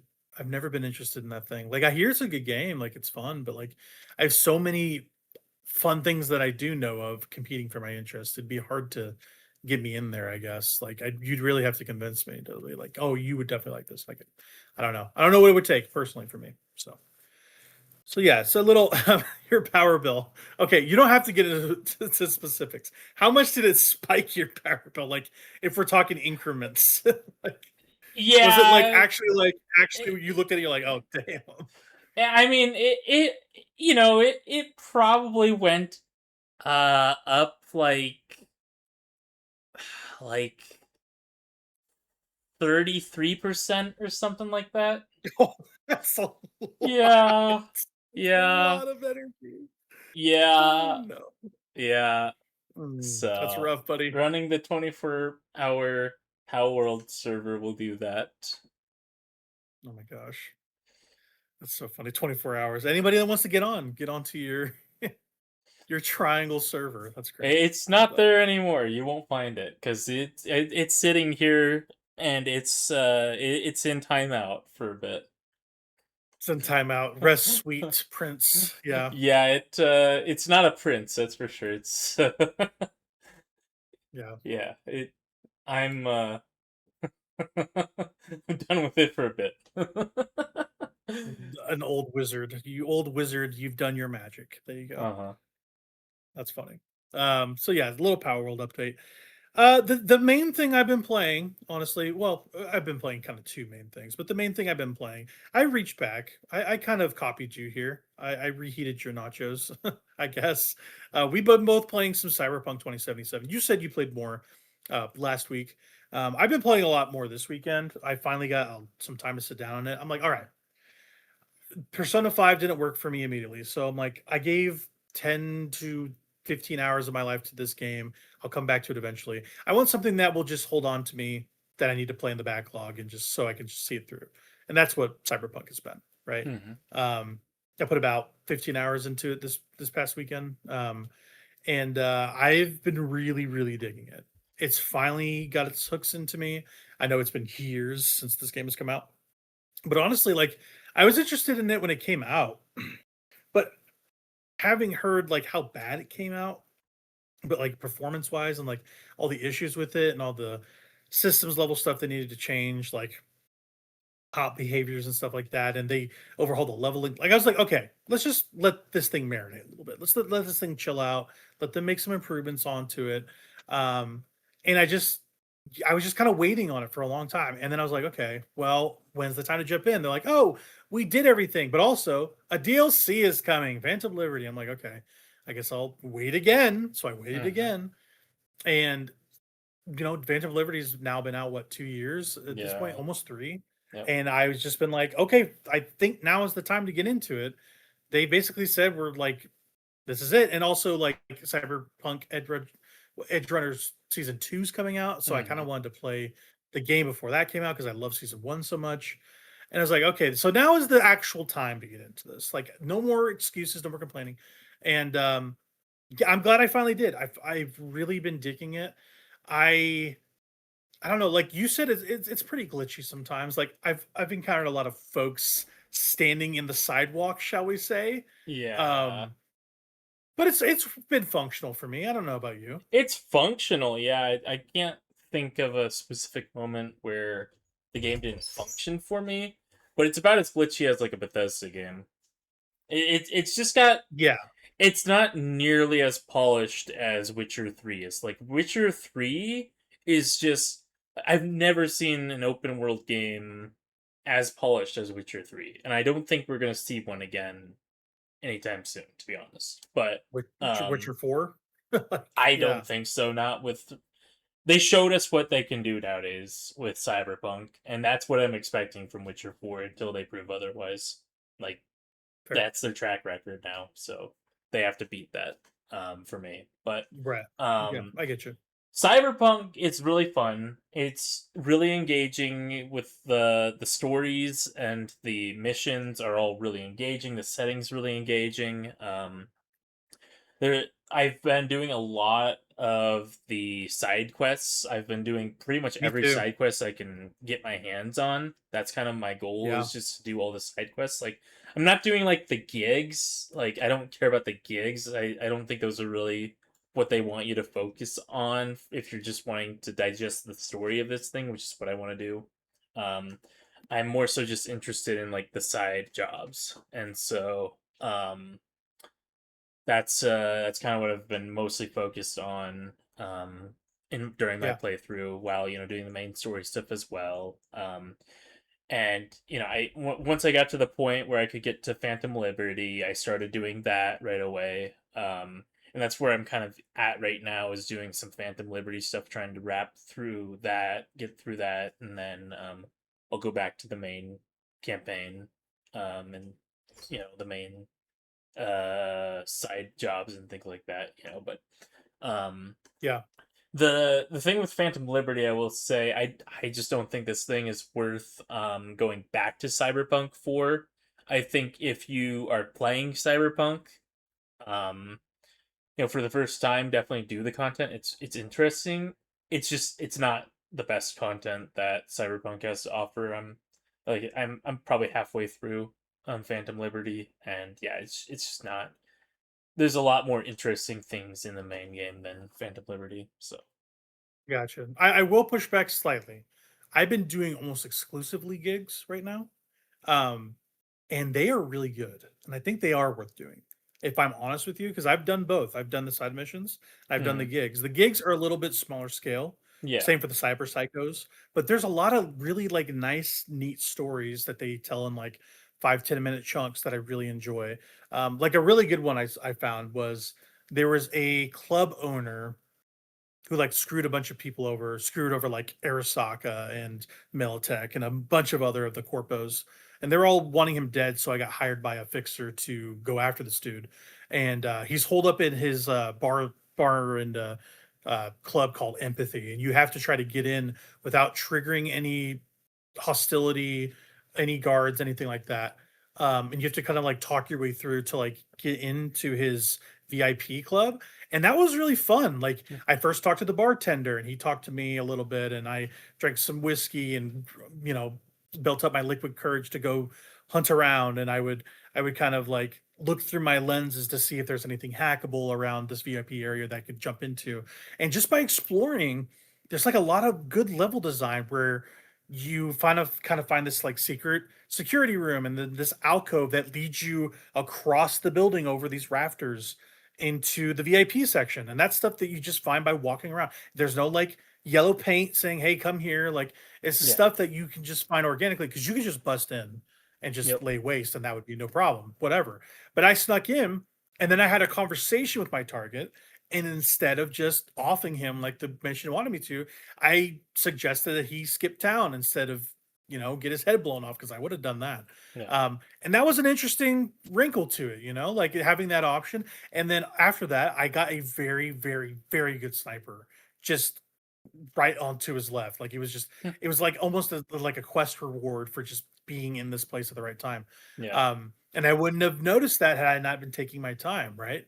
Mhm. Um, and yeah, so like there's been a couple instances of these gigs actually being really, really good. Like I Yeah. infiltrated a police station as well, and I kind of had to shoot my way out of there because I tripped a camera when I didn't hack it quick enough, and it caught me, and they brought the entire force to bear upon me. So it's not as like interesting necessarily, but it's Yeah. it's still fun, Yeah. right? I guess So the gigs are good. there was one gig that I did that was like these two cops. They were doing some, doing some business on the side, and they were working with this, bad dude, like this crime lord or whatever, and they were pushing some, illegal substance for him, and but they brought in this guy, and he had a bunch of this, illegal substance, and he they they had it within his reach, and he ended up eating it all and like Mm, taking it all at once and dying. And so they like carve open his body, try to get like the stuff out of it. So these cops are all like covered in blood, and they couldn't get the substance out of it. So now they're freaking out because they're like, "Oh no, this crime lord is gonna come after us." And so then you get hired on to like bail them out of this situation. So you gotta like, try and get them out of this police station that has like interesting. it's been taken over by like this crime lord basically, and you get them out of there, and then like the crime lord shows up like as you're like getting them to their car, and you can try. I'm sure you can try and talk your way out of it, but at this point, I just done too much like of the level. I'm like, "All right, I'm just gonna kill this guy." So Right, yeah. but I Yeah. wasn't I haven't been doing a lot of hacking stuff. I don't even have like the ability to hack. I swapped it out for like the ability to slow down time, and I've just been doing a lot of Same. like the combat um sort of stuff. I've been doing a lot of stealth, like throwing knives mainly, and Oh, a okay, little throwing bit knives, of interesting. Yeah. yeah, a little bit of sniper, but mostly throwing knives for the silent kills. So, yep. Yeah. I did the auto hacking for a long time. And then I was like, okay, let's do the Sandevistan stuff, which is the stuff that's shown primarily in Edge Runners, where he like slows down time, runs around. Hmm. But then I also swapped my arms for Manus blades that are Oh, electrified. okay. Yep. And that's been really good, where I just slow down time, get behind, and just whack, whack, whack, whack. Um, and yeah, I love like just the ability to feel like you are a PC, like Hmm. literally mix and match, swap apparel, swap innards. Like you're Yeah. basically this like biomechanical construct of like, hey, my arm, I want to put a freaking knife in here. Like you can do Yep. that. Stuff like that. Like I want to see better. Okay, put six times a scope in my eyeballs. Like Hmm. it's really cool. I like the flavor. Like it's really it makes everybody in the world feel unique and different and have an individuality to them that I feel like a lot of open world games don't have because of this like body modifying culture Hmm. that is pervasive in cyberpunk, right? Like Sure. everybody has modified themselves, even the the corporation or the corpo people and the law enforcement people have modified themselves. Because like, Yeah, they how have can to. you exist in a world? They have to. Like, how can you exist in a world where everybody's superhuman? You kind of have to be superhuman as well, There are right? some people in the world that you can talk to that haven't yet. But Oh, yeah, really? I haven't oh encountered yeah, any. Okay. yeah, yep. Oh, actually, that's not true. I did find a gig actually where I was talking to a monk who The had monks will not. Yep. None of the monks they will. won't. Yep. They won't. But I found one that got forcibly So implanted. that was a side job. That was not a gig. Yeah.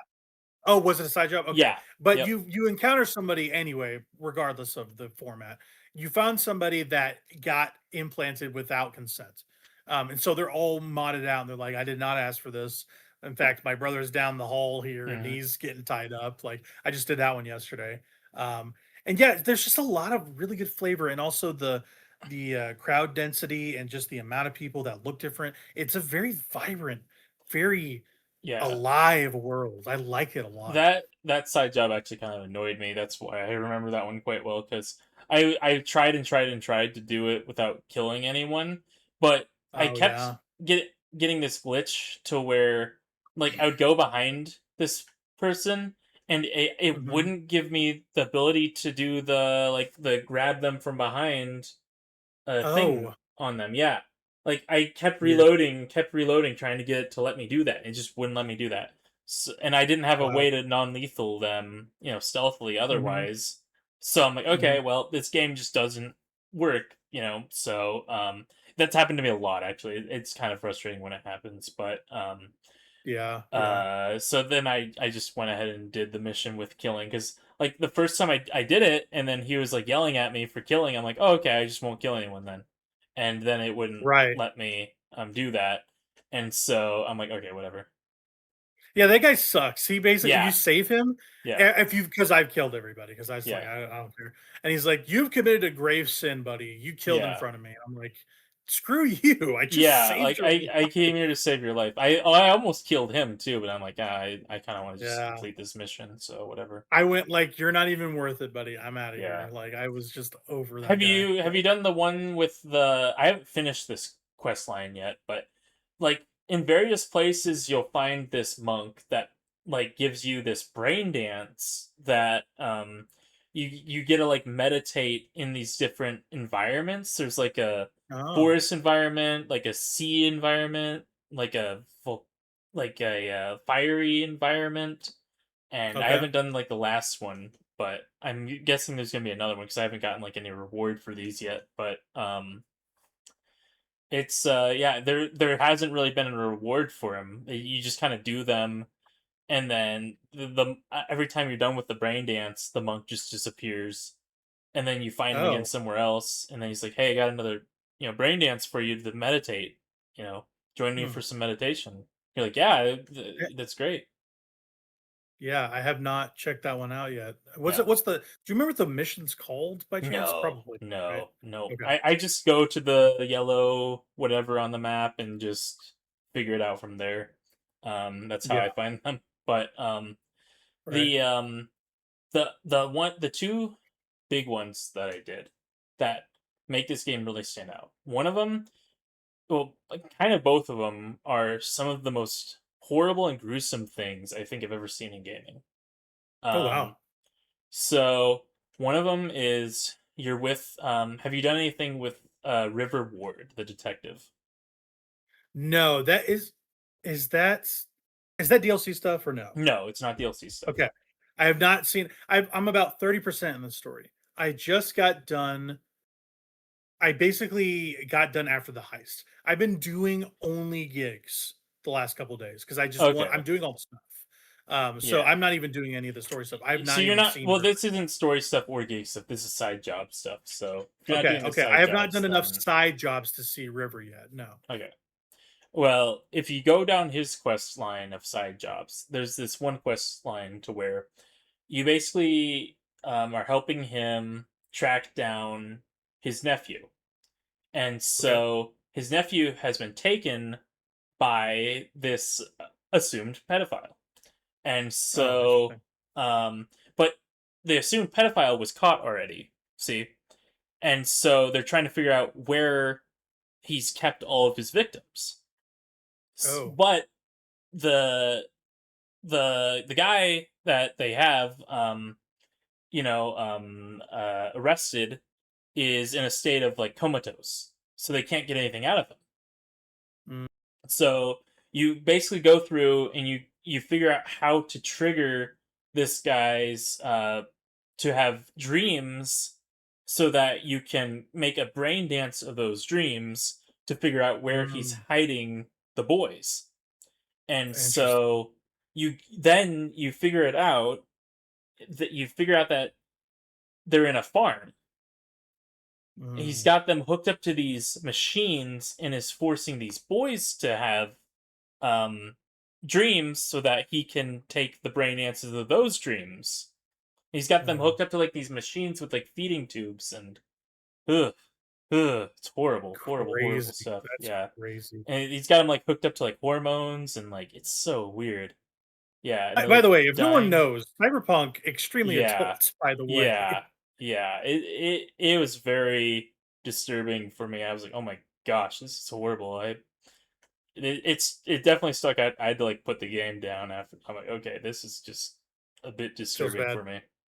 So Yeah. then you get to another one and there's this you just have like this random uh mission to go do a hit on this guy. You're like, okay, whatever. So I'm gonna join this guy in this truck and we're gonna go do this hit on this random guy that he doesn't like, that I guess killed someone that was close to him, whatever. Mm. Mhm. So you Yeah. go out and track this guy, you tail this police car basically that's transporting this guy that's about to get released from his sentence or whatever. And so you follow around this police car until it gets cornered. You corner it, and then the guy comes out. He starts ranting and raving at the cop that comes out of there, and the cop just shoots your client. So you're like, okay, well, let's de-escalate this situation. Let's figure out what's going on. And so uh what the guy that's like the murderer or whatever comes out. He's like, hey, whoa, whoa, whoa, no, let's stop the killing. No more killing here. And he's like, oh, you're a mercenary. Yeah. Why don't you join us? We're about to go see the family of someone who I killed. And so he invites you to join them along, and so you figure out this guy, while he was incarcerated, spoke to the family of one of his like murder victims, and he became Catholic. He converted to Catholicism, and so he was trying to be a better person basically and make amends for his murders. Mhm. Mhm. So you go with him, and there's this cop, and then there's this corpo. Well, this corpo is there because she's in charge of getting him to do this brain dance of being crucified on a cross so that they can like have a brain dance that retells the crucifixion basically. What? Uh-huh. That's So crazy. you go in and he talks to the girl that he's like had like as like a pen pal, I guess, or whatever. Like they're writing letters about Yeah. and that's how he got converted basically. And so he was talking to her, and then he's like, yeah, I'm really I'm gonna go through with this brain dance thing because I want to show the world the crucifixion. I want the world to see that. Um, so that's like his death sentence basically, is going to be this crucifixion brain dance. And so then the mom comes in of the guy he killed, and the mom's like, "Get out of here! I don't want to see you. Because you killed my son." And so he's like, "No, I'm a better person now." She's like, "No, you killed my son." And so the girl's like, "You gotta go. This isn't you can't be here anymore." So you Yeah. leave and you go to this diner, have like pie or whatever, and the lady's like, here's some money, get out of here. I don't want you messing with our guy. And you can take the money, or you can be like, no, I'm invested in this now. I want to see what's going on.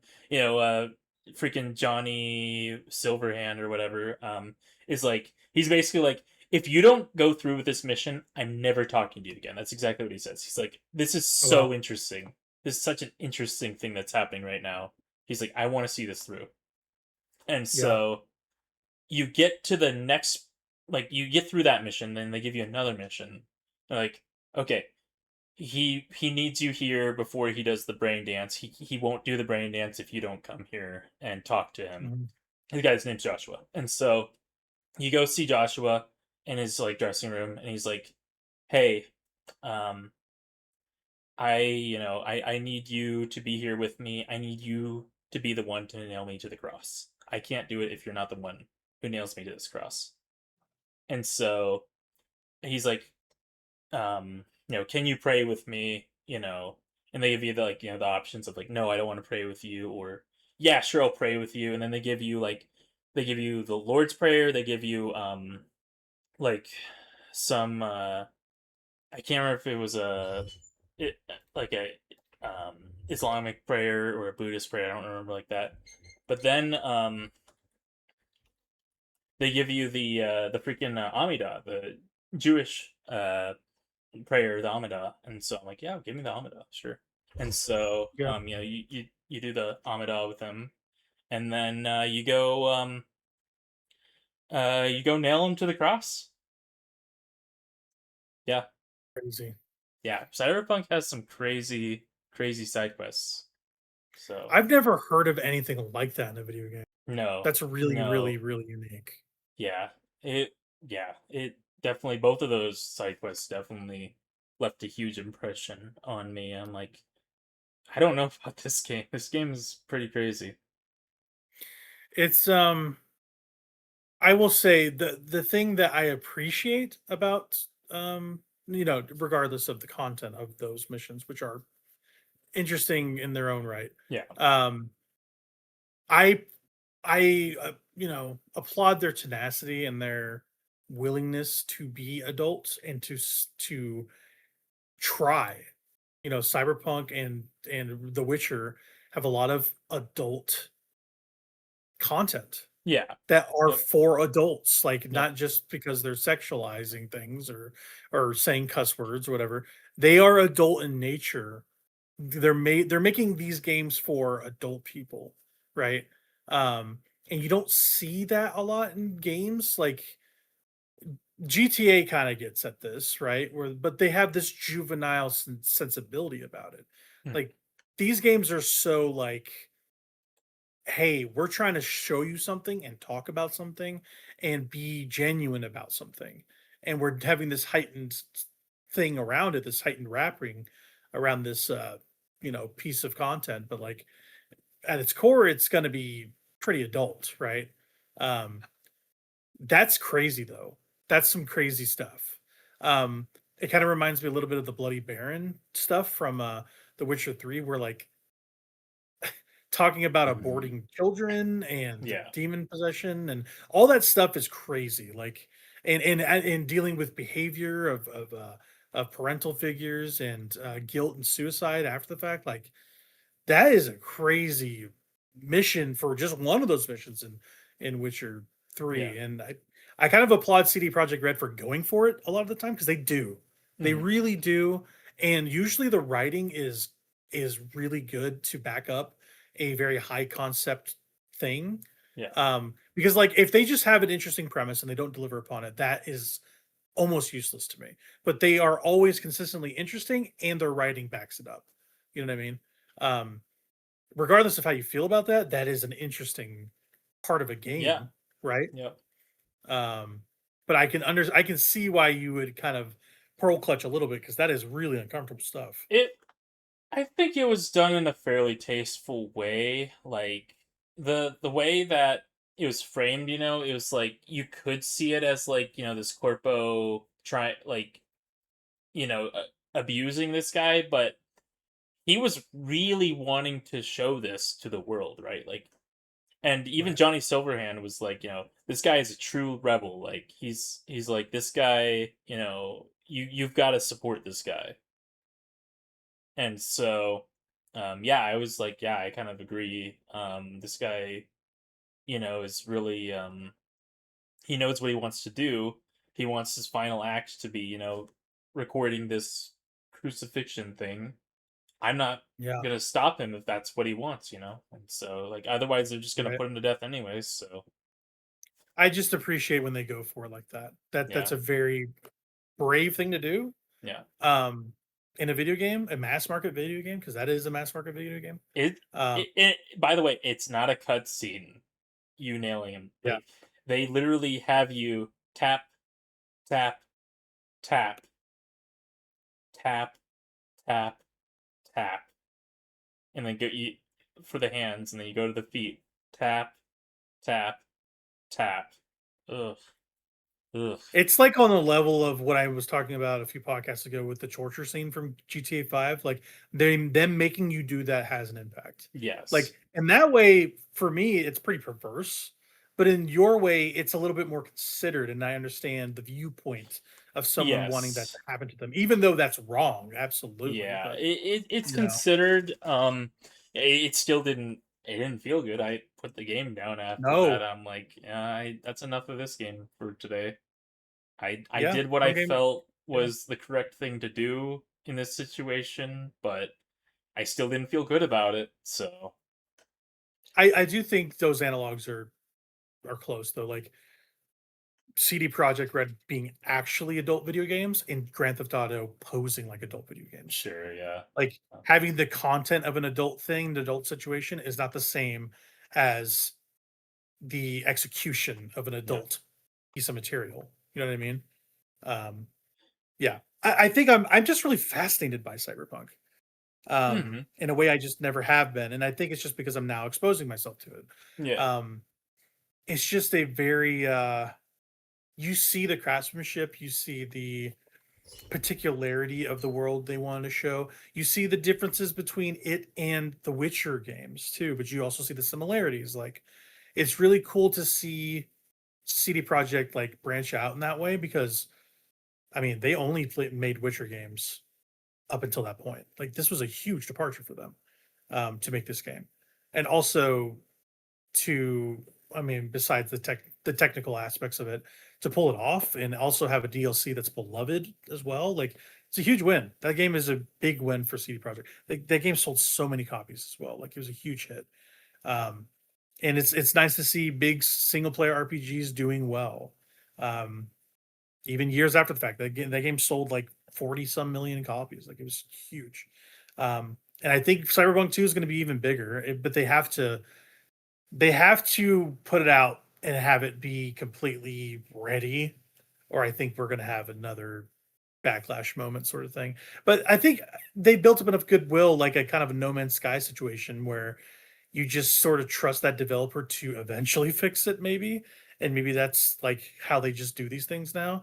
Like I kind of shudder to think about how a Witcher 4 will be received if that um is the case where they just put that thing out and it just doesn't run well or it's kind of busted in a lot of ways. Like original Cyberpunk is busted. Like when it came out in 2020, it was not a finished video game, even though they insisted it would be ready after many years of developing it, right? But maybe they've just been this company to build up a lot of this goodwill and execute upon it. So that's enough Cyberpunk. We played enough of that. I will kind of update as I finish it. I will definitely finish it though. I really like this game. But yeah, I will caution myself. It sounds like there's a lot of wild stuff I have ahead of me. So I'm glad you kind of prepared me for that. So when I see it, I'll be like, okay, this is what mm, this is. yeah, Because I kind of I get really taken aback when something surprises me like that. You know what I mean? And I'm not yeah. prepared for it. I go like, oh, what am I I into? Oh was my god. not prepared for it. Yeah, both of those Yeah. side quests. So that's kind of my PSA warning for those things. If those are, trigger things, then yeah, I guess I should have, said beforehand. Feel free to fast forward if those are like trigger things for you. But Maybe they aren't. Who knows? yeah, But yeah, Cyberpunk there. PSA from Game Freak. They have a new video game. Noah, you've They played do. it. It's Yeah, called. it's kind of a Game Freak It's game. called. It's called Near Three? Question Yeah, mark. Near 3, yeah. I- Is this Near Uh, or is this that Stellar Blade? I never played the Stellar Blade game, so I wouldn't it's know, but it looks very Stellar Blade. It's it's like kind of a mix of both. yeah, Like this game is Stellar Blade without the boobs. That's basically what this game is. Um yeah. so Funny thing, real quick. The actress for the Stellar Blade character is the actress of Emma there you in go. Basic Reincarnation. Yep. I think it may be the Japanese VO, but still, that is the case. So Yeah. Yeah, I mean, I've only played about 2.5 hours of this, so I'm not very far into it. But from what I've seen of the beginning stuff, it's been a lot of fun. Just running around, and it's very mobility based. You have very high mobility. You got a lot of like plant powers that you can use to like boost yourself up or to swing from like different uh points on the map, different landmarks and things, and trees and things you can swing from with your vines. And it's got it's kind of like a little bit of a skill tree for leveling up, so you can choose like one of three stats to level up basically, and then you get like one of three skill trees that you get to go down and get new skills from. um, I've just been putting everything into strength for now because I don't really know what I'm doing. But I um, yeah, it's got some stealth mechanics as well. You can do stealth kills, or you can just do one-on-one combat with your foes. Lots of robots you're killing, lots of robots, and just beasts, robots and beasts. But and the beasts are just like big, uh, like leafy bear or big leafy elk. Those are like the enemies, or just like rundown robot. Um, and so the yeah, so yeah, you've got you can do like the like Sekiro plunging attack, to insta kill enemies, or you can just do like the classic sneak up behind and insta kill for enemies, or you can just do the combat, and the combat is parry slop. You press the block button at the right time, and you do the clink, and then that fills up a meter for you to do other actions. Um, you can also, I've just started seeing you can dodge as well. There's perfect dodges, and some attacks are on like parryable, so you have to perfect dodge those ones if you want to do that. The main thing that sets this game apart is the dog. You can command the dog to do certain things, and it's kind of like that. That Final Fantasy VII remake, to where it kind of slows down time while you're picking your commands for the dog. So you got like RPG yeah, commands for the dog, and then your main character's doing like character action Sekiro type combat. So it's kind of an interesting mix.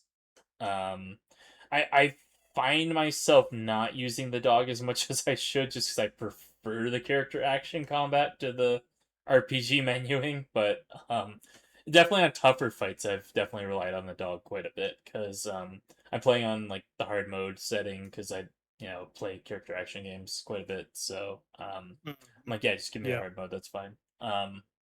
But I've had a couple times where I've like the game has like sat me down and be like, you will learn this game or you will die over and over again. So I've had to like kind of buckle up and be like, okay, I got to figure out how this game's mechanics work. But once I would do that, I could get through things pretty well. There was like this big first boss. It was like this huge elk, and I was able to get that no problem. So I think I'm figuring out the game pretty quickly. But Okay. yeah, it's fun. I think the presentation's really good. The soundtrack's really good.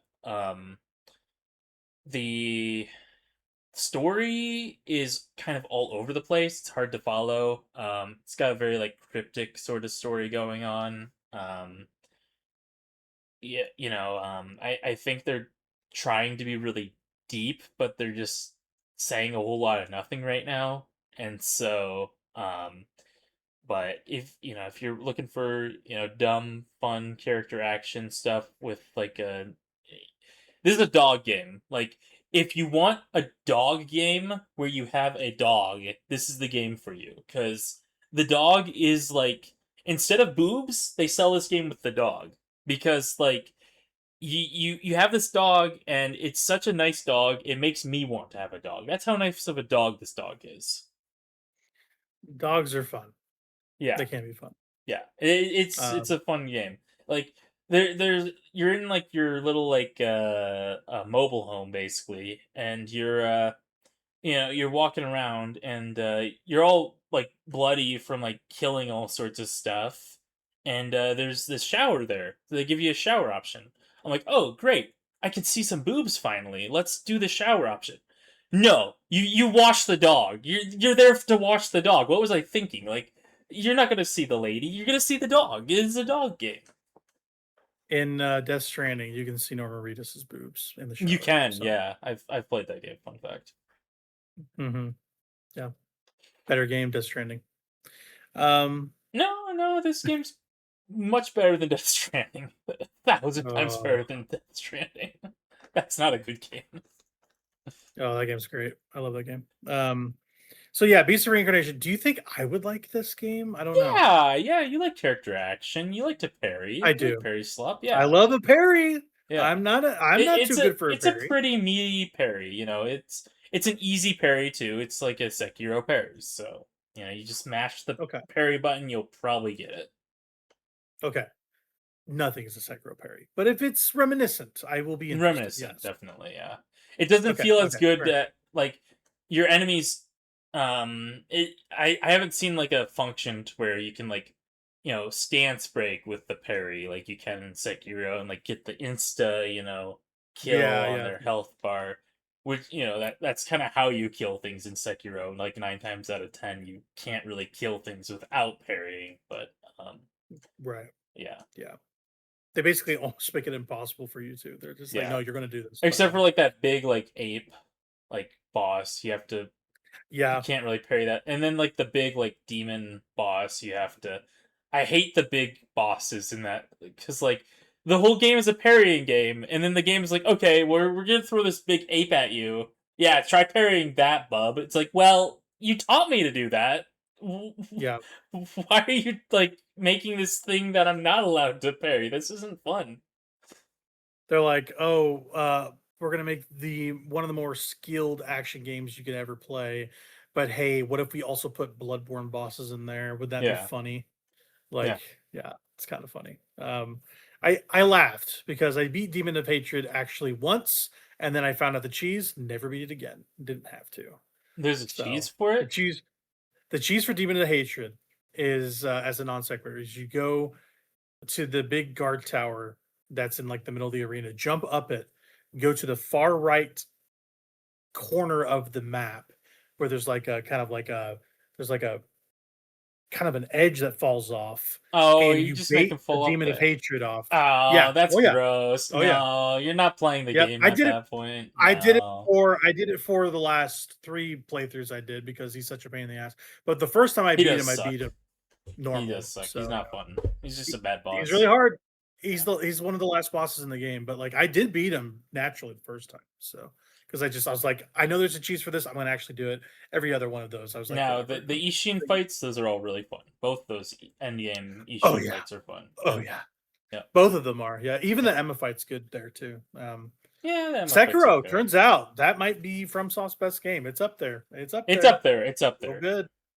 It's up there. It's either my 1 or 2. Ask me on a certain day. It's definitely Bloodborne because I got a tattoo, but it also might be Sekiro. It depends on how I'm feeling. Or Dark But Souls 2. It could be Dark Souls 2 as well. nothing's Dark Souls 2. Noah, you know this. So Beast of Reincarnation. Yeah, I'll play. How much is this thing? This isn't a $70 game, right? It could be. They could ask. Was it No, it's 70? 60. Okay, I was like, I for some reason I thought this was not 70. Okay, Yeah, that makes sense. Okay, yeah, I might check it out. It might be one of those things I get before Game of the Year to kind of see.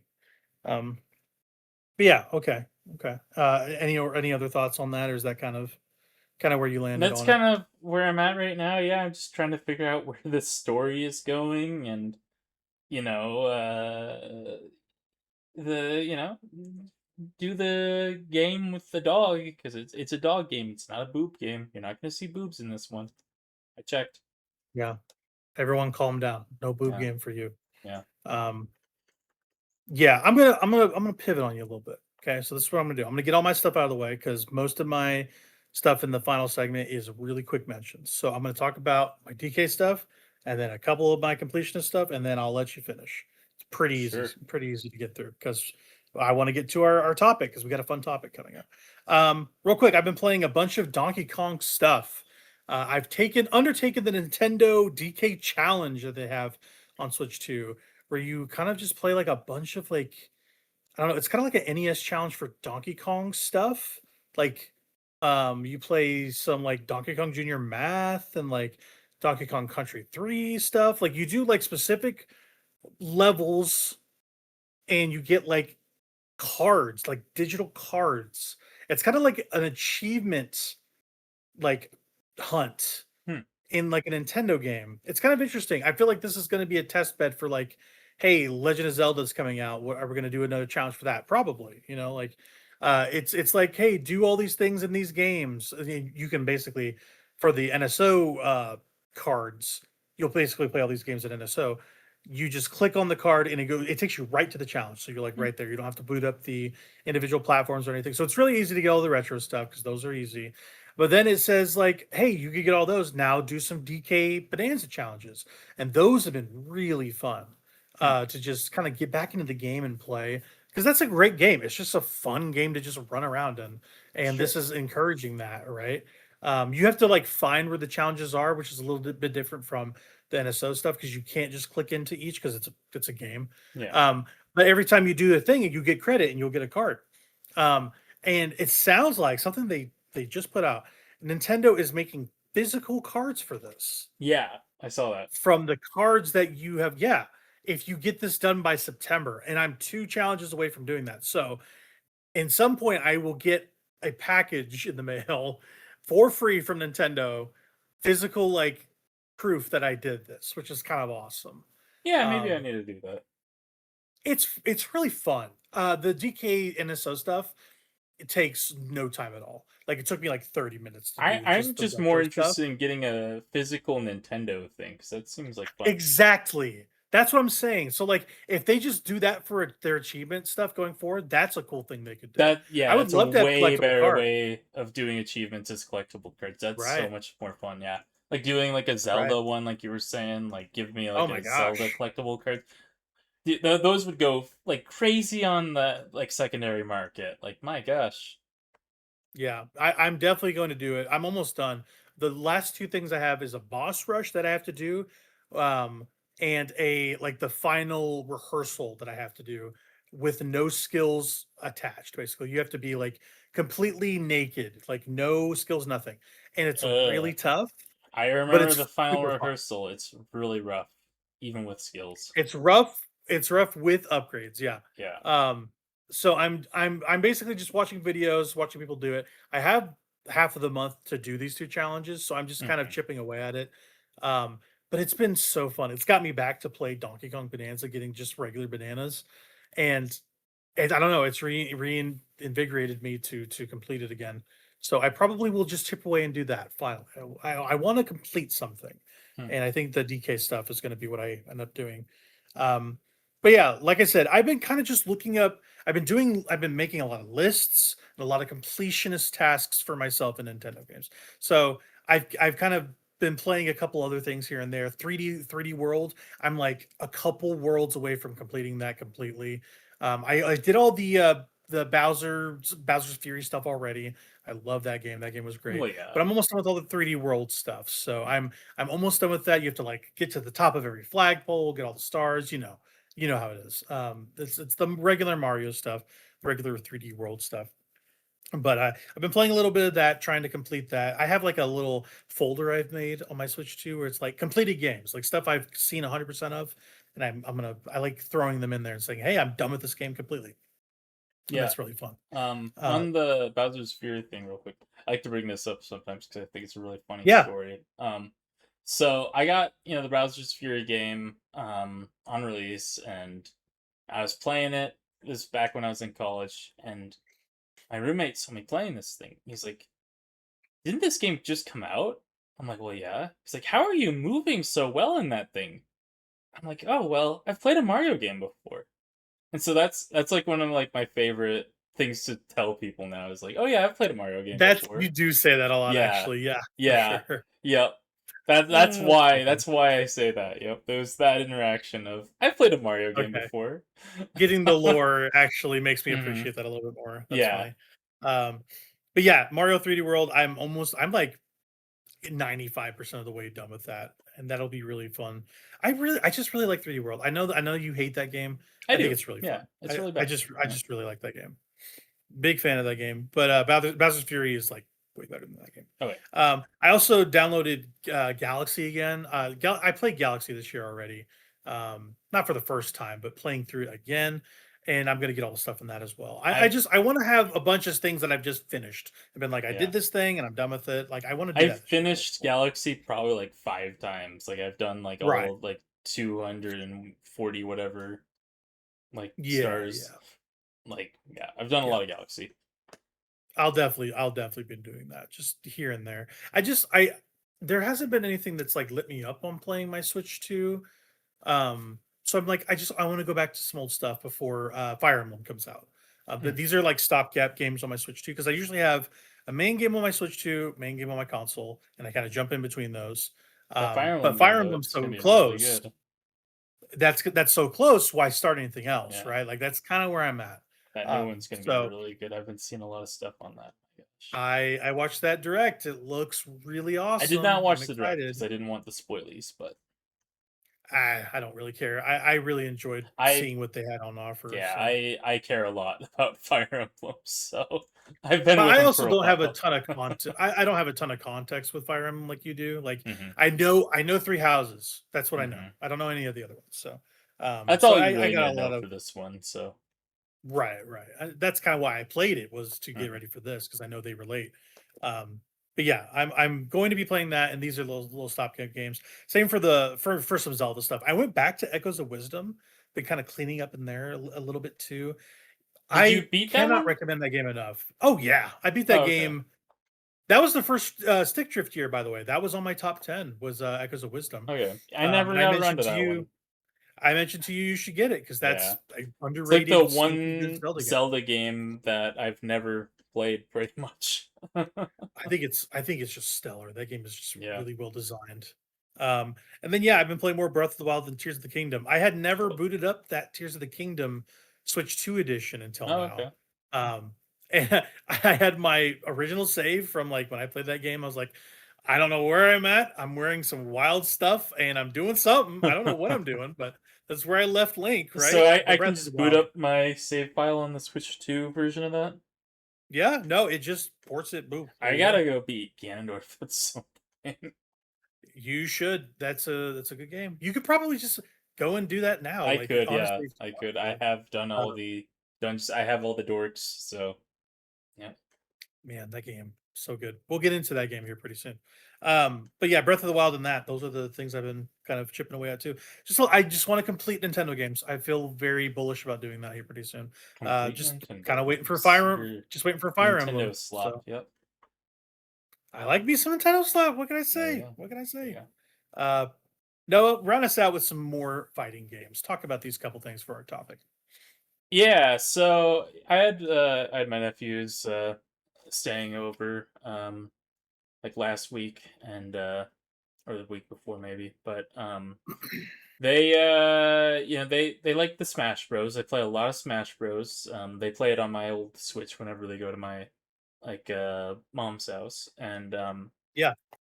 so they were playing it here. That's what they usually do here, and I'm like, well, I got lots of other fighting games. Let's play some of those games.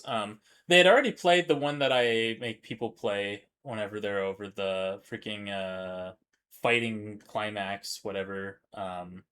Like Hmm. the anime fighter that I make people play, which is like an auto comboer. That's like the most what I feel like Tokon is a lot like, just because the auto Hmm. combos. That thing actually has fighting game inputs, so but it also has the Oh, auto okay. combos, so it's kind of has both. But then they played a bit of oh they played a bit of BlazBlue, because I had that on the Okay. PlayStation, like one of the newer ones. And then they played a bit of Under Night in Birth, because I had that on the PlayStation. I had one of the newer ones of that franchise. Yeah. And then I was like, oh hey, well, that funny Neko arc characters from Melty Blood. Like, oh, we want to play Melty Blood. And so I'm like, okay, well, yeah, I've got that on my, Steam Deck. So I plugged in the Steam Deck to my TV, and they played some of that. I hadn't even played the newest Melty Blood yet. I had it, I just had never booted it up, and so I was like, yeah, I need to try this out as well. So it's like, yeah, hand me the controller. I want to mess around with this, and so I picked just some character, and I was like, yeah, this game actually feels like really good to play. They got a new one of these coming out next year as well, at the beginning of next year. These Multi Blood games, so Hmm. I'll probably try and get into that one when it comes out. Because the current one is Type Lumina, and then the new one's gonna be Twi Lumina. Okay. Yep. So I have a question. Why is it Hmm. called Melty Blood? Why is it called that? I don't know. I know the history behind the fighting game is that it's basically a Dojin game based off of the Tsukahime visual novel, which is Oh, yeah, that's Type Moon. The Fate people. right. Um, Yeah, I know. Yeah, you've yep, talked about the game. Yeah. yep, yep. So that's what Melty Blood is. The newest one actually has some Fate characters in it as well. They decided to put some Fate characters as like DLC in the newest one. But yeah, that's what Melty Blood is. And Under Night in Birth is actually a branch off of some of the developers that did Melty Blood. They wanted to make something that wasn't attached to Type Moon's IP, and so they made Under Night in Birth. That's why those Gotcha. games are very Okay. similar. Okay. Yep. Okay. That actually does fill me in a little bit. Yeah. Yep. Okay. Okay. So some Melty Blood, some smashing. Who do they play in Smash?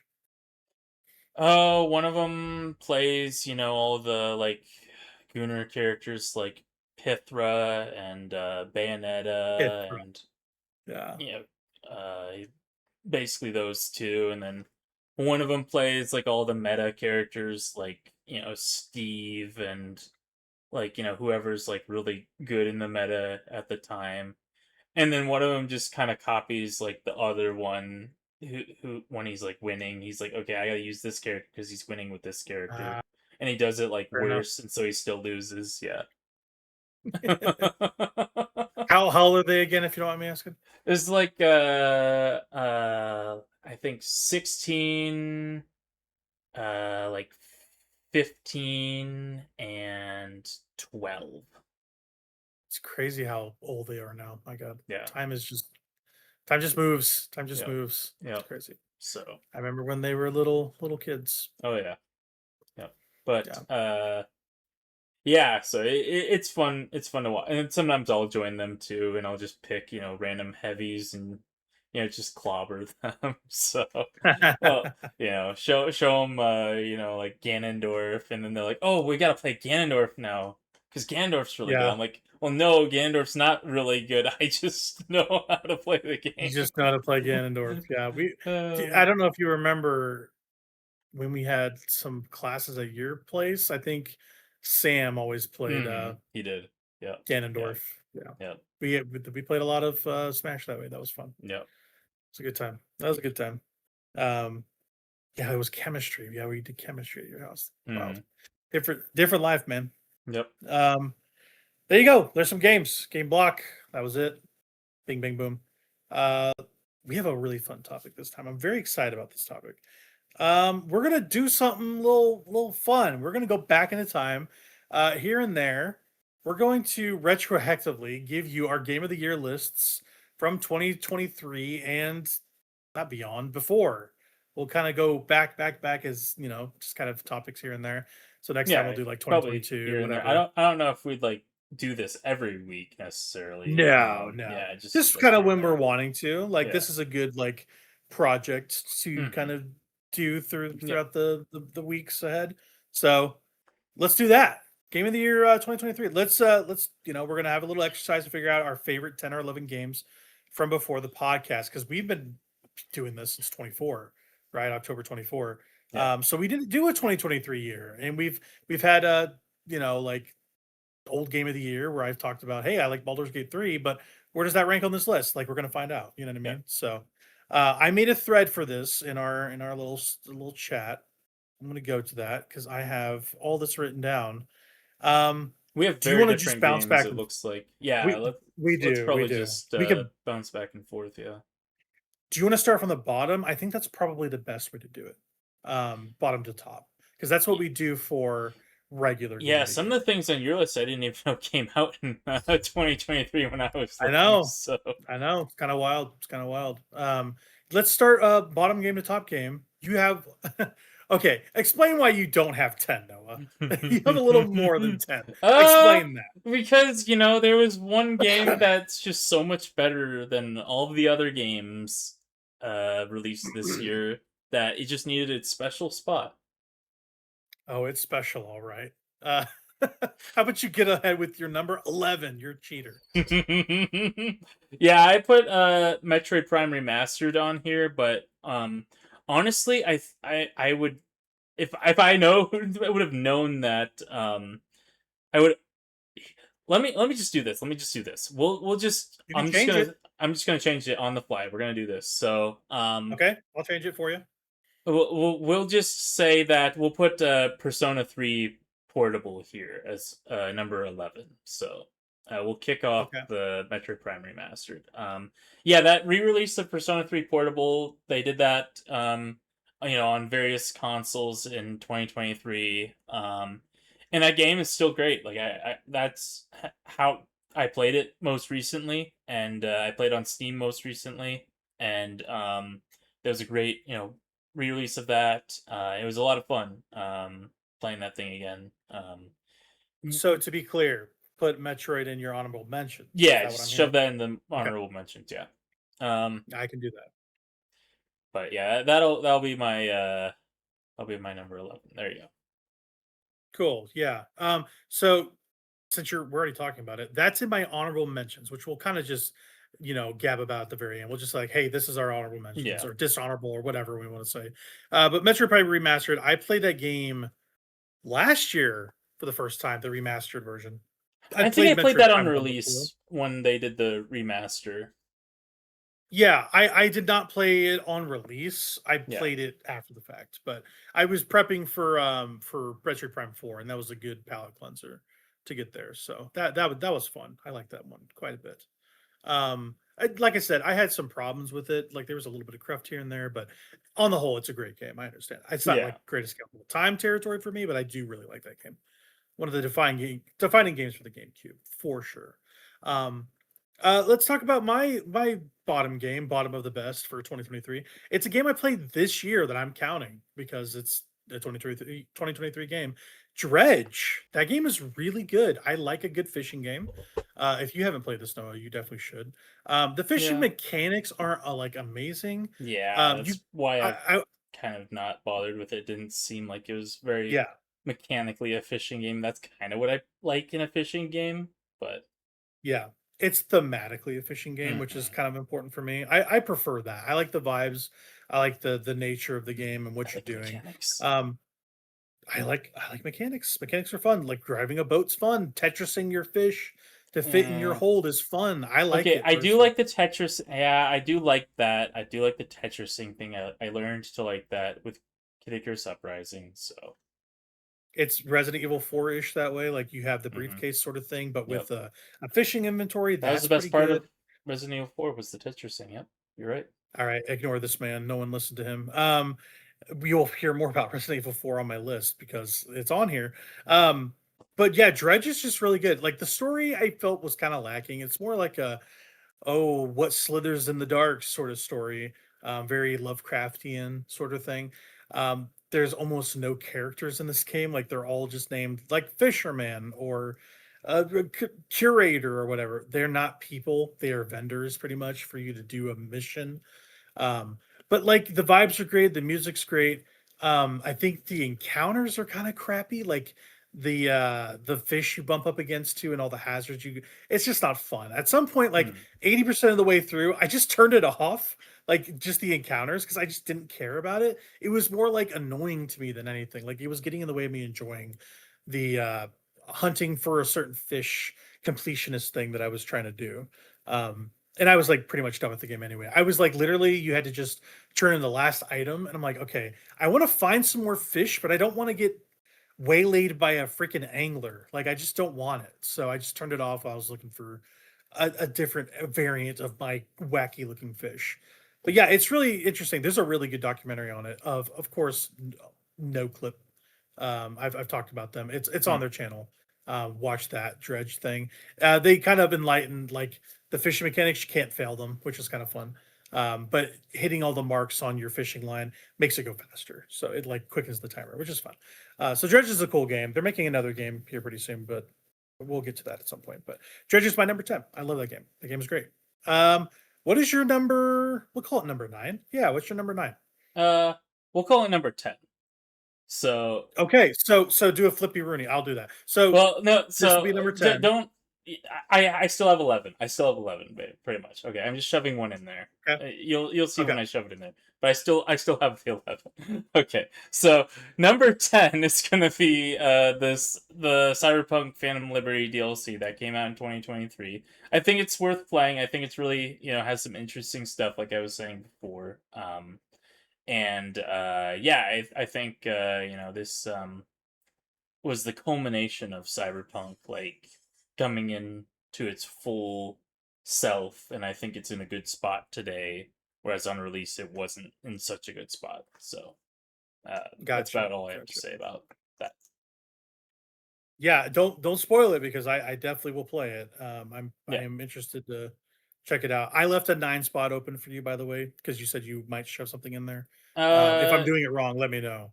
yeah. I'll. It'll probably get shoved into the number where number 6 is. So just move number 6 down. Okay, Then yeah, I there can do you that. go. Sorry. No, you're fine. You're fine. You're fine. you'll You're you'll totally like what I fine. put here. So you'll like what I put here, anyways. So Okay, okay, that is totally fine. So yeah, I will move that here in just a moment. yeah, So yeah, just a little bit of a mention of that game for you. I yep. like that a lot. My number 9 is it? Yeah, number 9.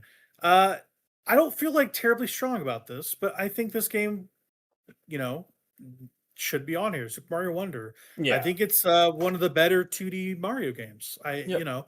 It's not something I love desperately or anything, but Mhm. like it's hard to deny how good it is. You hear It's those just singing like piranha plants, and you're like, yeah, okay, this game's good. that game is it's just a good game. Yep. Uh, the less said about the dumb DLC, the better from this year. Uh, but like the actual base game, the shipping game was great. Um, it was just one. It was a great playthrough. I remember that like always being constantly excited to see what the game was going to throw at you, like all the weird forms Mario would take. Like they Mario is like a clay object in that game where they just mold them into whatever they want, and it's always interesting. They just kind of bounce them around, throw them around, shove them somewhere. Like they're the character of Mario has never been more malleable as he has been in Mario Wonder. Um, and I love the presentation as well. It doesn't look like a normal one of those 2D Mario games where it's like, hey, this is Super Mario Brothers Wii or whatever. It looks totally different than that. It's like a weird 2D art style that they went with that I'm a huge fan of. Very kind of pastel-y sort of thing going on. But yeah, a lot of really good animation in there. The music's great. I love the little Florian bug guy, the little caterpillar guy. Huge fan of Mhm. that guy. That guy's all right. Yeah. Um, Big fan of that guy. And Those yeah, talking flowers are good too. I mean, talking flowers are they good. They made the talking flower they like a made the real talking flower. object. Like, I feel like Nintendo wants that to be a thing. Like, they want the talking flower to be a thing. I don't think it's gonna I be a agree. thing. I think they want it to be a thing. They really Sure, pushed that talking flower quite a bit, I feel like. they But I really I did. don't think Like, we're ever gonna see that talking flower again. you don't think so? I No. Okay. I wager that they'll have a Mario Wonder 2. I feel like they might do a little bit more Mm, with it. That's maybe. just my gut feeling. Maybe I'm wrong. Yeah. I could be wrong. I could definitely be wrong. But The weird part of that game maybe is maybe that's not. the first Mario game without Charles Martinet voicing Mario. That's true. Yeah, It's what is it? Kevin Nagandi or something like that? Is that his name? I Um don't know. he's I don't whoever remember. the new guy is. They Yeah. brought a new guy in. This is the first game. He does sound a little weird. I Hmm. think the Mario sounds weird. Yeah. It's something no one's gonna care about really but me, but like I don't know. It just doesn't sound like Mario to me. It sounds like another dude playing Mario. You know what it Yeah. feels like? It feels like a scab took over whenever like someone went on strike or something. They're like, "Oh, we brought this non-union actor in to play Hmm. this iconic Well, character." That's how it feels like to me. Martinet kind of did go on strike, from what I hear. He was kind of upset that he wasn't voicing Mario in the Mario movie, and Yeah. Nintendo was like, "Okay, well, we're gonna move you to the side. Getting too big for your britches. We'll That's make you I would a love to character ambassador." So, I would love to see I would love to see a book written about that. hmm Like what happened there, I I would, wonder. yeah, written by Martinet. That would be really interesting. By a Yeah, Martinet, by a yep, Martinet, yep. by nobody else. Because I So would, I would believe Martinet's words as gospel, whatever he says. Like, I just have trust in that man. So, yeah, yeah, for sure. So that's my number 9, Super Mario Wonder. Take it away for your next one. yeah, my number 9 is going to be For the King 2. I've This heard of this thing. game, Yeah, yeah, it's a pretty fun sort of D&D like RPG that you can do alone or with friends. And yeah, it's got a lot of the random dice rolls. It's got a little bit of a story, but the story is just kind of like, you know, placeholder just to, give you an excuse to do the adventuring and questing. And you just kind of have a grid that you're clicking around on and moving around on, and yeah, you just, get some people together and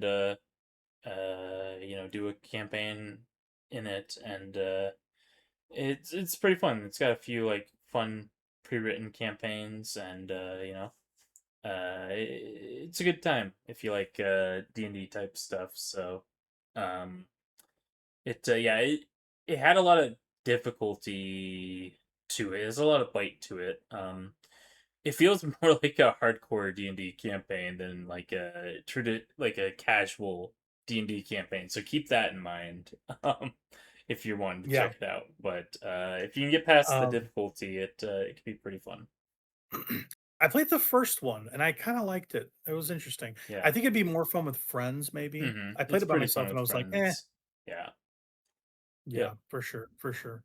I did get the appeal though. There's something to the faceless job that you hmm kind of embody that I Yep. like. Yeah, it's not like, so the D&D aspects, like, are more like the dice rolls and things like that, but really you're like a peasant. Like, no matter what you pick in this, you're just like a peasant that's like trying to, be an adventure, but you're not, and that's where like the hardcore element comes in. It's like, you are not the hero. Like, you are just a peasant. So Yeah. Like Right. you're gonna struggle and you're probably gonna die multiple times trying to figure out the game because it's a tough game. So Yeah, for sure. For sure. Yeah, For the King 2, I need to check that thing out. I hear it's good. I've heard from you that it's yeah, it's good all too. right. Yep. Cool. My number 8, Street Fighter 6. I think this game, I I wouldn't say I've forgotten about it Hmm. necessarily. I need to go back to it. Hmm. I really like this game a lot. Um, I had a torrid affair with it. Let's put it that way. I put a lot of time in over a couple weeks with it. I played Cammy online. I was playing ranked, which kind of put me off the game, and I just never returned. But I really liked it a lot. The single player aspect of it was interesting, where you're like, you have your character archetype, and then you can just get like a bunch of signature moves from other fighting game characters from Street Fighter. That's interesting. I think it's called. It's not Fighting Ground. It's like World Tour or something like that. You play as a guy, whatever. Um, I prefer just straight up Street Fighter, so I was just playing competitive, and yeah, I think it's got a great flair, great look. Like I said, a little weirded out by the character models sometimes. Um, like is it Zangief? He always weirds me out in this game. He gets really weird looking when he puffs himself up. It just there's a weird uncanny like feel to it where it's like larger than life, but like kind of realistic. Um, yeah, I don't know. They kind of went for the character portraits of like a Street Fighter 2 for this thing. Like they kind of look like the end screen of like a Ryu. Like he got his ass beat. This is him all puffed up and bleeding. Like they went for that like cartoon realism that's kind of apparent in those like portraits a little bit. But yeah, it's pretty fluid. I love the actual fighting is really fun. Like I forget what they call it. There's that art move that you do that's like a quick like get out of jail Oh free yeah. card. Yep. Yeah. I forget what they call that thing, but it's like a meter move that you do that's really engaging. It's like a push forward sort of fighting system that I Yeah, they appreciate. got like a Um, graffiti sort of style with this one. They're yeah, really trying to lean into like the street part of Street Fighter, so that's interesting. yeah. It feels like a back alley brawl, but in Street Fighter, but it's extremely polished and Hmm. its presentation is just second to none. I mean, Yeah. I mentioned Arxis being a really strong. Capcom still has it on the presentation front for sure, but they're like neck and neck these days, I think. Yeah, Yeah, I think Street Fighter 6 Street is good. Fighter 6 kind of loses a little bit for me personally. Definitely that to like Arc Sys, like I just don't think it's quite there, but I'm just saying, like Capcom still has the chops to have a great presentation. yeah. I think Arxis might edge it on the style Yeah. front for sure. I will definitely give them that because they've gone with a little bit more realism stuff for Street Fighter. I just don't think it needs it personally. I prefer the 2D stuff Yeah. myself. But anyway, yeah, I will be coming back to this game in the new year because Tifa's coming out and I will be playing a lot of Tifa. If she's any, she kind of reminds me of a little bit of a Cammy. So, in her like form. She kind of like has the same archetype, body archetype. So I wonder. I like to see what they do with her. I will definitely be playing Tifa. So that's my number 8. What is your next one? Yeah, yeah, I'll have to check out Street Fighter again as well because yeah, Yeah, there's we will. quite a We'll few both play. characters I need to try. Like I want to try out both those of the King of Fighters characters like Terry Bogard and Mai Terry Shiranui. Bogard. Yeah. Yeah, Hmm. I want to check those I like out. me some But Terry. um, Terry. yeah, Mai Shiranui, character that's not put in Smash Bros. 'Cause Smash Bros is a game for good boys and girls. So Yeah, they have Bayonetta in there, the most kid-friendly I character of know, all I know time. that, and then Sakurai goes on there. It's like, yeah. By the way, Smash Bros is a game for good boys and girls, so we're not gonna put Mai Shiranui in here. That's exactly what he says. It's That's so funny. hilarious. Uh huh. We love our goat, our aged goat.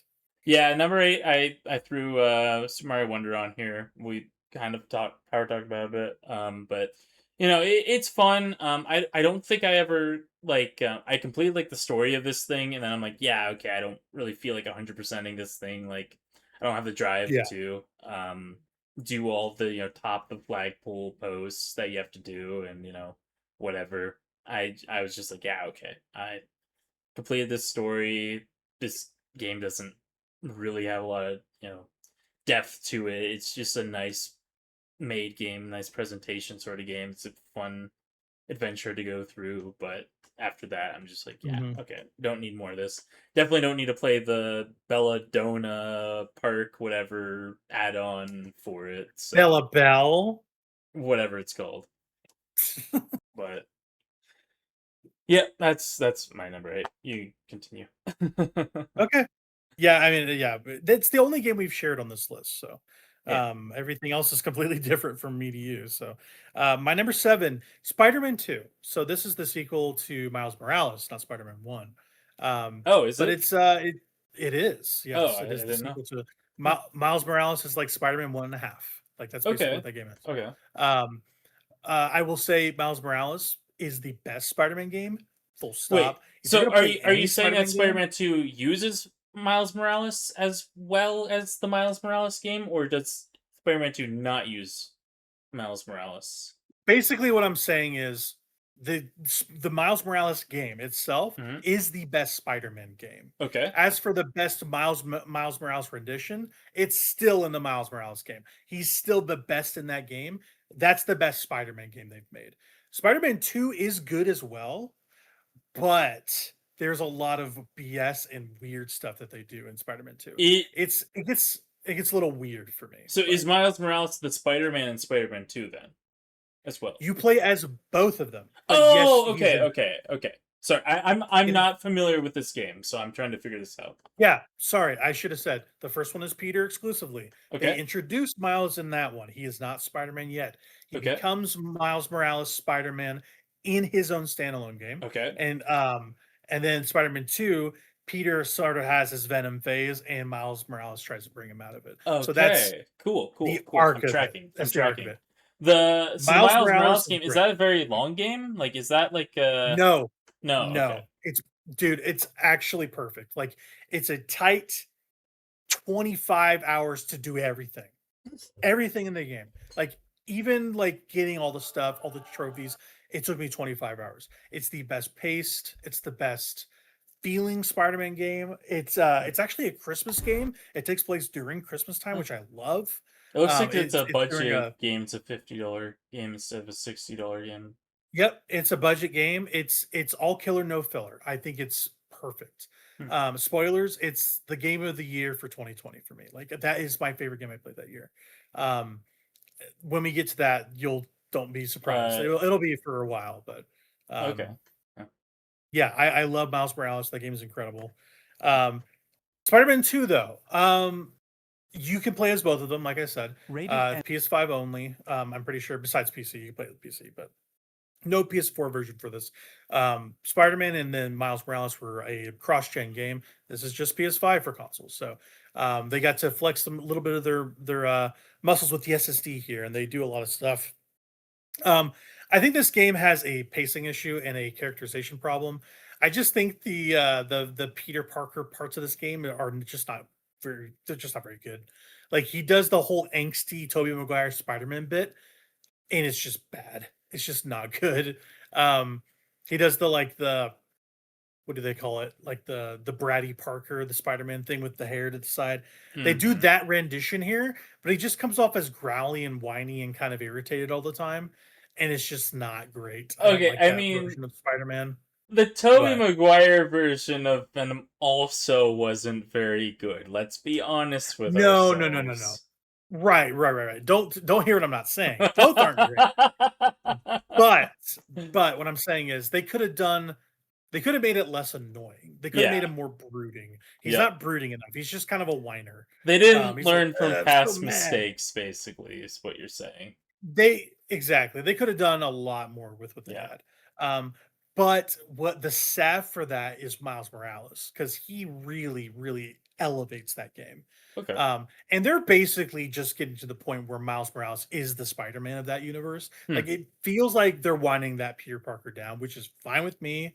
I don't love that rendition. They changed his face from the PS4 to PS5 versions of those games because they Hmm. had issues with the facial capture actor and like contract disputes and stuff. So it's really weird That that is they weird. changed that like from version to version, right? And I don't prefer the face model they went with anyway. And also the character I'm not in love with either. Yeah. But Miles Morales is fantastic. He's like the thing that saves Spider-Man 2. But they have a lot of great villains. Like the Venom that they show in this game is awesome.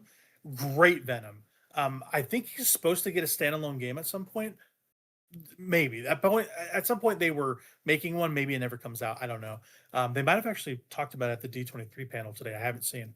But this Venom game is supposed to come out at some point, and you get to play as Venom in sections of that game. It's really cool. Oh, okay. Yeah, you also fight Craven the Hunter too. He's kind of like the main bad guy of that game. Is Craven? Oh, okay. Where That's an he's interesting one. treating Spider-Man as his last hunt, which is really cool, and it adapts that arc from the comic books, Craven's Yep. Last Hunt. Um, and yeah, the story is it's nowhere near as good as the first one. The Doctor Octopus stuff in the first one is incredible. It's one of the best superhero games, period, end of sentence.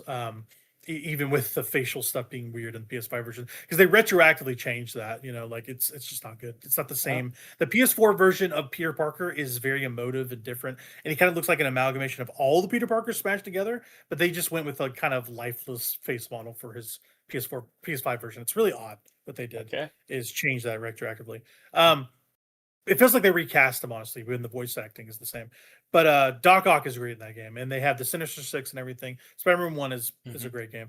2 is not nearly as good, but it does a lot of interesting stuff, and it's very expensive looking, and they take a lot of choices. There's a lot of weirdness, comic book weirdness here that I appreciate.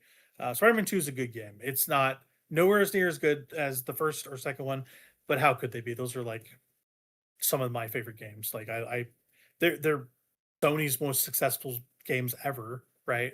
Like the Spider-Man games are literally the most successful series. So it's hard to kind of live up to those prior ones, but Yeah.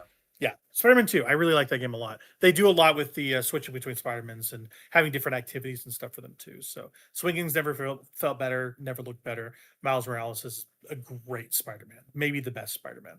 So yeah, that's my number 7. Sorry, I went a little bit all long on that one. No, you're good. Yeah. Yeah, what's your next one? My next one, pretty quick. The Murder of Sonic the Hedgehog. This thing's fun. Love it. It was a fun like April Fool's thing that they put out. Their social media team put out, and it's a good time. You play as like this basically Sonic OC type character, and you just kind of go around this train, and like all the Sonic characters are like costumed up to be in like a murder mystery party type deal, and you got to figure out who killed Sonic the Hedgehog by like doing a point and click adventure game. So that's kind of what the game is. It's a real short little thing that they put out, but I remember really liking it. Obviously I played it the one time and then didn't really think about it until I had to think about it again for this. So the it served its purpose, and I now I'm thinking about it and I'm thinking, yeah, that was a fun little thing. So Yeah, yeah, that's good. I have that on Steam. I should check that out yeah, at some point. it took me like less than 2 hours to get through this thing when I played it. I literally played it. It says last played April 1st, 2023. So I literally played this thing That's on April great. Fool's Day when this game came out. Yeah, Yep. yeah, that's great. I love that. Kind of similar to Spider-Man 2, my number 6, Star Wars Jedi Survivor. Not as good as the first one, but very good. I think that game's great. It does a lot of really interesting stuff with like Star Wars lore. Um, but it does their own like video gamey spin on a lot of those things. Like there's a lot of the lightsaber crafting stuff is there, a lot of customization still there. The open world collecting stuff is still there. But like there's better characters and more characters, and it's more sprawling. It's a bigger game. Um, Underrated part of that game, I think the Zabrak witches, like they're a main part of that first game. But Marin, this like witch, she's like one of the great Star Wars characters that have ever been put out. And they're gonna make a third Jedi game. I hope you can play as her in that one. That would be amazing. She's like this Force witch. She uses the Force and stuff like that. On the home planet that you see in the first game, and she becomes more of a main character in the second game, and she's an awesome character. But yeah, the story is really, really, really good. Um, it's just not as good as that first one. I just love that first one to pieces. It was such a big surprise when it came out. I've beaten that game twice too, but it fits in that pocket between episodes 3 and 4 really well.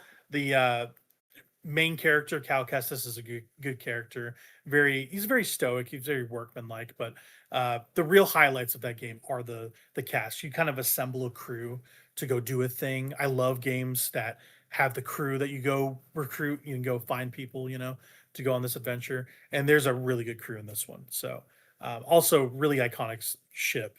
Um, I think of the spaceship all the time, for sure. So yeah, Star Wars Jedi is a great game. Yeah, that was 2023. On top of that, I was expecting a child when I was playing that, so it was a very anxious person while playing that game. So that really helped calm my nerves. I remember that because I played that in the beginning of the year while we waited.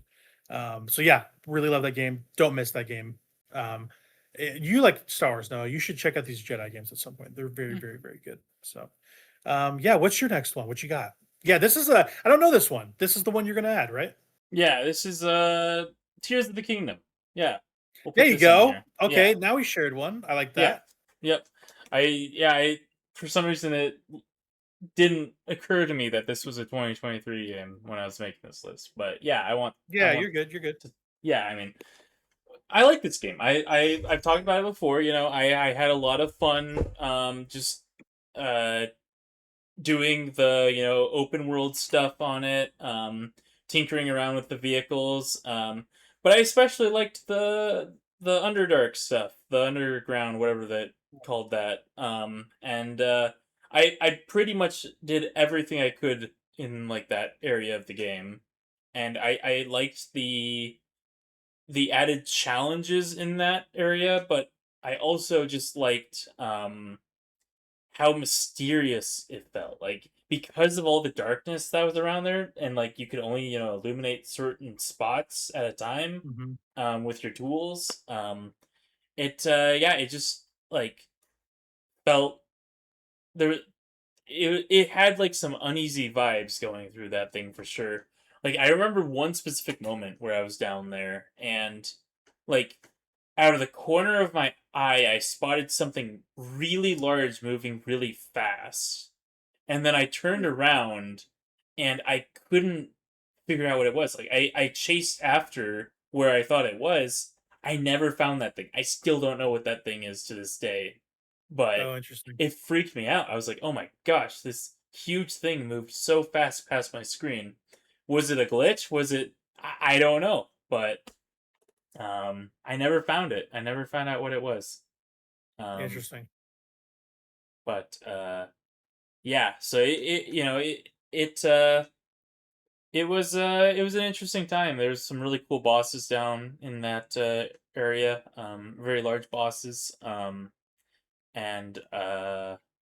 yeah, I had that trusty hover bike that everyone was using, and with the two fans, and Yep, it's the yeah, one. you just use your bow and arrow to shoot one of those plants with the light on it, and then you can put a light on it for a bit, and it's kind of just what I do, run around there. So Yeah, yeah, yeah. Tears of the Kingdom. I'll talk yeah, about that up in my yeah. list too. That So that's that's the part that I remember of it. I couldn't tell you any of the characters. I couldn't tell you any of the story. I just remember messing around with the open world stuff in that thing because the story yeah, just didn't stand out at all. To be honest, I think it was kind of bad, to be honest. But um, I'll get into my thoughts later, but I don't agree. But there's some interesting yeah, stuff that yeah. so But I'm glad. Yeah, I'm glad you do like that game because I that's do like that's that one game. of my Yes. Yep. yeah. Another game I like, Dead Space 2023. I extol the virtues of this thing all the time. It's not worth relitigating a bunch if you've listened to the podcast, but it's one of the 2 to 3 remakes you need to play. Like it's up there. Um, it's an execution on an already great idea. The first Dead Space is a great game. You can go back to that thing, and it just ages like wine. That first game is amazing. But they did a lot of stuff with Dead Space, and made all the bad stuff in the first game better. And this one sounds great, looks great. It's super scary. I don't get moved by scary things very often. But yeah, it's a can't miss video game. One of the best remakes ever made. It's my number 5. The reason it's not higher is because of the next game, for sure. Like that game deserves to be over that. And I originally had Dead Space at my number 4 spot, but I had to renegotiate with myself a little bit later. So yeah, that's pretty short, pretty sweet. But Dead Space 2023, banger. Absolute banger. I played it on the hardest difficulty as well. Got about halfway through it because it's really hard because if you die, you start the save file over, they delete your Yeah, save file. gross. But No it's super thanks. fun. No, it's super fun. And I'm also doing it with one gun too. I'm making it as hard as possible. And it's so fun to just creep through that game. It's awesome. What a game. What a game. What a picture. What's your next one? Yeah, I got Pikmin 4. So this game, Yeah. this is a super fun one. They, it's got the core gameplay there, the core Pikmin gameplay. You just go around, you pick up your stuff. They do this really annoying thing though that really bugs me, and um, they have this term that they just bring up over and over again called Dondori. They're like, "Oh, you got to be good at Dondori. You got to do your Dondori, Dondori, Mm. Dondori." I'm like, where did this come from? Why do we have this new word that we have to like say every 2 seconds? That's like the only word they ever say in the game is Dondori, and I don't know. It really annoyed me by the time I was like, winding down on playing that thing. The other thing that was kind of annoying is the dog. Like the dog's nice. It's a good dog, whatever. But it it basically does a lot of the jobs of like specific Pikmin, and it's kind of like a get it out of jail free card for if you're not very good at Pikmin games. And Okay. like yeah, that's good for kids, whatever. It's a kids game, whatever. But like, give me the option to not have the dog. Give me the option to euthanize the dog, and I'll do that. I'll take that option. Insane. Insane. Ochi is not a dog. He's a little two-legged freak. I don't like the way that thing looks. He doesn't have a nose either. That bothers me. Yeah, Um, he's a dog adjacent creature. I don't like the yeah. adjacent part of it.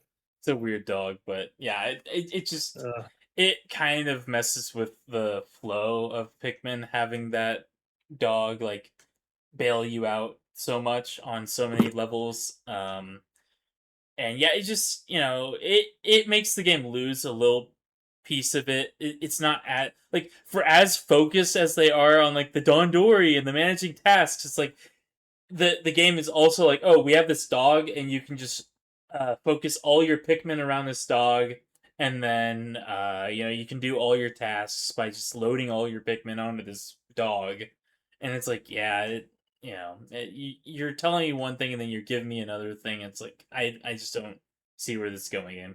But the parts where you don't have the dog, like in the all armor missions, are really fun. So I ended up, I completed the like story, whatever of the game, and then I went back and did like the Ulmer missions, and then I was like collecting stuff, try and like finish out 100% of the game, whatever, and I just kind of fell off it at that point.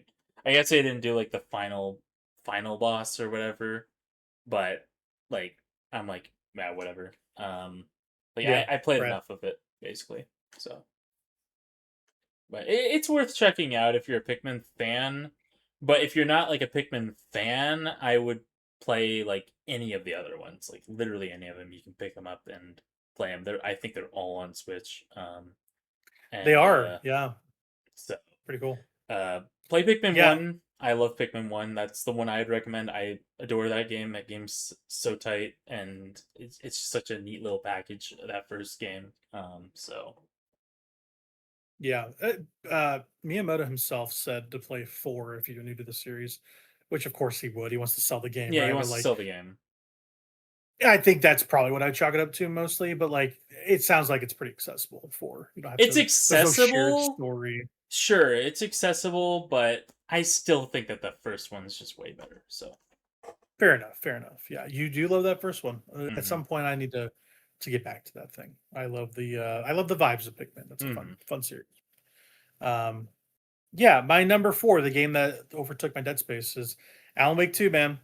It's it redefines what a video game can be for me, like in terms of like what I can expect from a game, like a genre game. Like it's a game, it's an album, it's a concert, it's everything, man. It's crazy the creativity on display for Alan Wake 2. I almost chalk it up there as a can't miss video game. Like I just think you need to check it out because it's so weird. It's an unconventional one of these things. Um, you can play Alan Wake 1 if you want.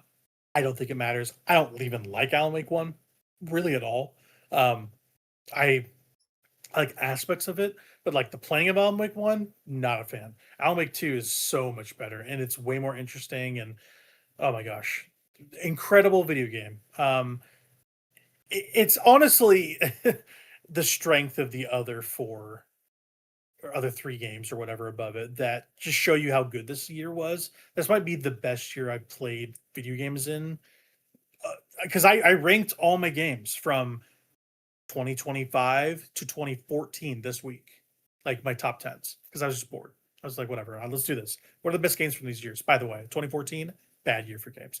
But 2023, amazing year for games. It might be my favorite year. Like any of the top 4 could contend for one. Like that's how I feel about it. I can't really switch them all because I have reasons for each, but Alan Wake 2 is up there. Like I don't even know I don't even want to like say anything about it. Like I think people need to go in blind as possible on that thing. Um, it's amazing, and they're doing this thing where they're tying in with Control and the other Alan Wake and some of the Quantum Break stuff, and they have their own universe they're making, and the new Control game coming out this year is going to tie back into that, and it's awesome. It's basically X Files, but from Remedy, who made Max Payne. It's awesome, definitely worth checking out. Alan Wake 2. I love Alan Wake 2 with every part of my being. Uh, Spoilers, the 3, 4, and 5 spots are all horror games. 2023 was a banger for horror games, even if they were 2 of them remakes. So yeah, okay, so next you have your number 4. Yeah, I've got Octopath Traveler 2. 2. Okay. Yep. So yeah, this game, it I completed most of the paths of this game, and for one reason or another, I wasn't able to finish it when I was playing through this game.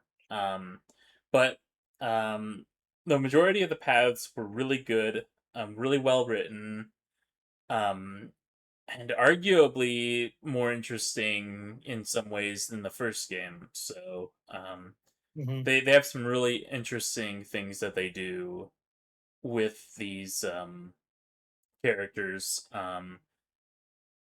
And the party itself is just a really interesting bunch. And they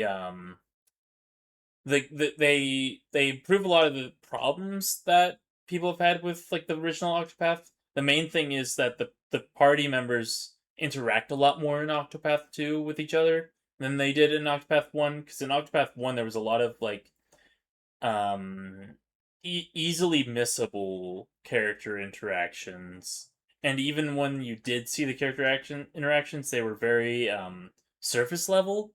um Hmm.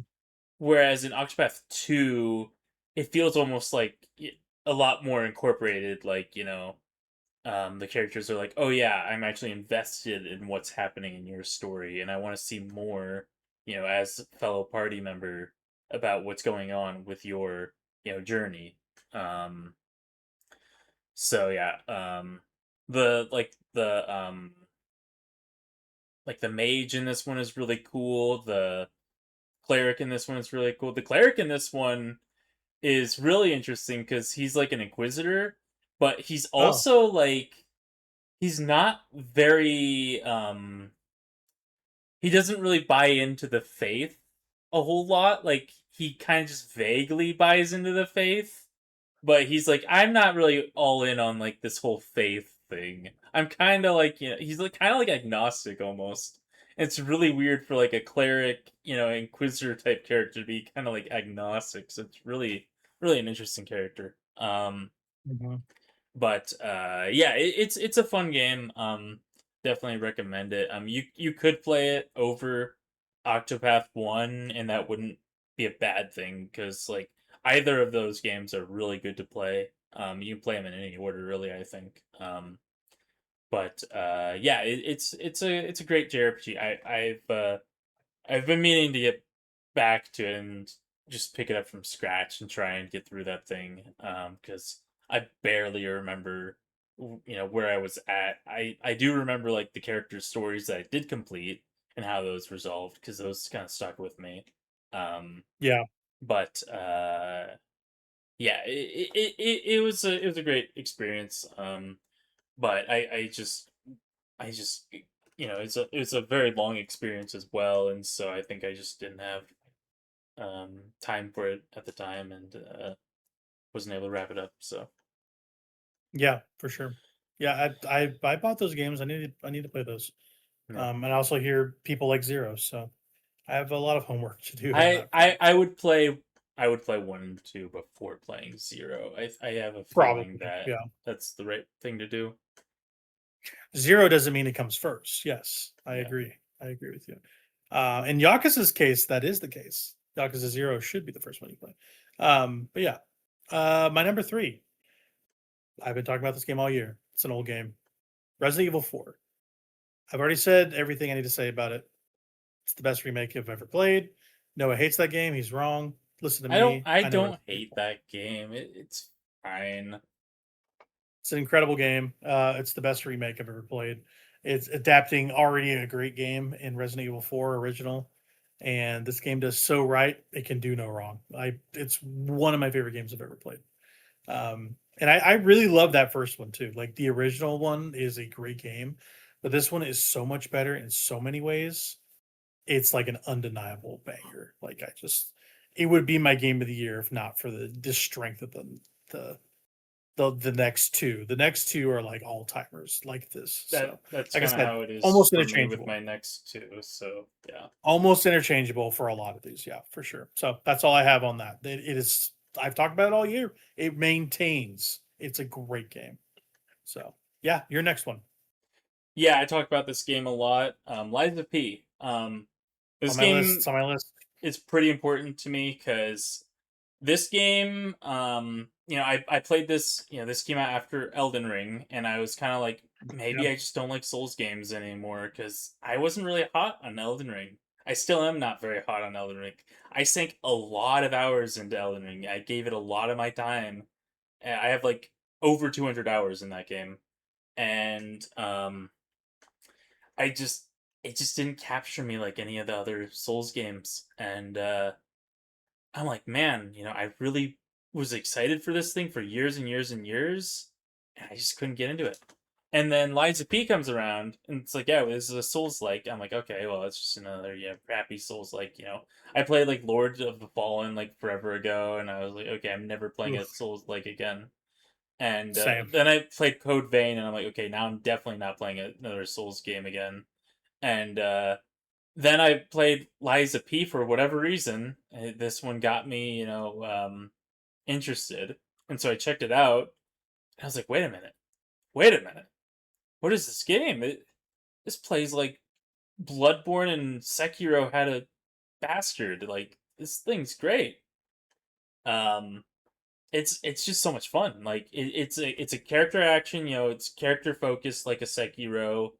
Um, but you have like your trick weapons like a Bloodborne, and you got your dark sort of almost like Craftian setting like a Bloodborne. Um, and so I guess it's more like a dark fantasy, but it still has like its horror elements to it. And yeah, it's just a really solid playing game. It's a solid looking game. Um, it just it's just really fun to go through. I will say it kind of starts to drag around the end of the game. I think that the ending of the game is pretty poor, but Mm. other than that, like everything up to there is like really solid. And I think like the actual end is pretty good. But it's just like that lead up to the end. It just starts to kind of drag, and it's like, okay, this game is kind of starting to overstay its welcome, basically. But I never Yeah. checked out that DLC that they put out later on. But yeah, I still think that this is a great game to experience. hmm Yeah. Overture, I think it's called the Yeah, DLC. Overture's that DLC. Yep. And And when you talk to anybody, this is the Souls like this is the yes, one. this is the one. Yep, this is the one that gives FromSoft run for their money. Like, I think this thing is better than Elden Ring, straight up. Like, I think it's just a better game.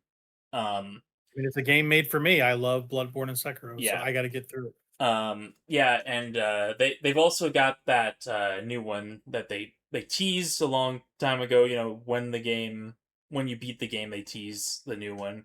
But they've just recently started talking again about that new one. They're like, yeah, we've got that new one in development right now. It's going to be like a Wizard of Oz based one. So, Yes. Oh, what a mm-hmm, cool idea. I just mm-hmm, more books need to be adapted into video games. That's what I think. So, yep, cool idea. Liza P. I also have a separate list of the apology tour. This will be on the apology tour. Like I need to make my rounds and play all the yeah, games I didn't play in 2023, and this is like number one on that list. yeah, This and then your next game, which you'll get mm-hmm, into. So, before we do that, my number two is Baldur's Gate 3. Again, talk to heart. My heart's content about this thing. Might have the best RPG cast this side of Mass Effect 2. For a modern RPG, it is maybe the top of the heap, though. I know you don't love this thing. I adore it. I'm I such just a huge couldn't get fan. into I any of the love characters. Like, I don't know. the characters are. I just love them. Every Yeah. character is great except for Will. Astarion might be like the greatest character in modern RPGs. I think personally, I put 150 hours into this game, and I just ate this thing up so vociferously, and I just love this thing. I think I It killed him when he it tried to bite me in my sleep because I didn't like that. he's just a wacky guy. He didn't mean it. I didn't kill him. That's Yeah, no. freaky. He was just like, I'm hungry. And I'm like, okay, all right, just a little nipple. Like That's freaky. uh Astarion has a really good like coda to his arc. Hmm. That makes you go like, okay, some people just can't change. Like Astarion is the one character that is the most dynamic, but is the most incapable of change. It's really interesting. Like, no matter how much you influence him, no matter how much you try to sway him, he is always true to his opinion, and he is always himself. He he influences you. You never influence him. He's the one character that you almost have no influence over. It's really fascinating. It's not that he's stubborn. He's so convicted in the way he thinks. He's the most well-rounded in 3D um like portrayal of a character in that game. And also the Baldur's Gate 2 characters like Jaheira and Minsk also come back, and they're also really good too. But yeah, it's Okay, just one of the best casts in games. I I have love beef love with Minsk, but only because of Magic the Gathering. I freaking hate the Minsk and Boo Planeswalker card. It is one of my least yeah. favorite things to see at a commander table. It's so annoying. Like, all they do is they put out the hamster and it gets like a ton of counters really quickly, and they just smash it at people. And then if you try and kill it, they get card advantage for it dying. So it's Mm. so annoying. I freaking hate Minsk just because of the Magic the Gathering card. I know nothing about the character. Minsk is cool. He's got a space hamster. That's Yeah, fun. I hate Um, that hamster. do you, they do the Forgotten Realm stuff really well, or whatever they call it. Yeah, it's Forgotten Realm For too. the D&D, yeah, Forgotten Realms. They do like all the weird like space Cthulhu stuff with all the squid people and mind flayers and stuff. That Illithids, stuff is yeah, yeah, awesome. yeah. Yeah, the Illithids are great. Just the writing is just so good in that game. I'm really excited for Divinity. Their original series, Larian's original series, but coming off of how hot Baldur's Gate 3 was, I will be there for Divinity Day 1. So that's my number two. It would be my number one if not for the actual top prize. So I'll get into that next. What's your number two? Yeah, and this is basically my number one spoilers, but we'll Spoilers, your get to first that. one is not your first one, but yeah. We'll get to it in a bit. But He's a so funny guy. my quote unquote number 2 is Armored Core 6. It feels bad calling it my number 2, but I gotta do it for the bit. So For the bit. I love this game. I adore this game. Armored Core 6 is it might be my top game of like the 2020s. Like I adore this game straight up. Like I Yeah. cannot sing this game's praises. I wish I could like force people to play this game like in some way because I want everyone to play this game and experience this game.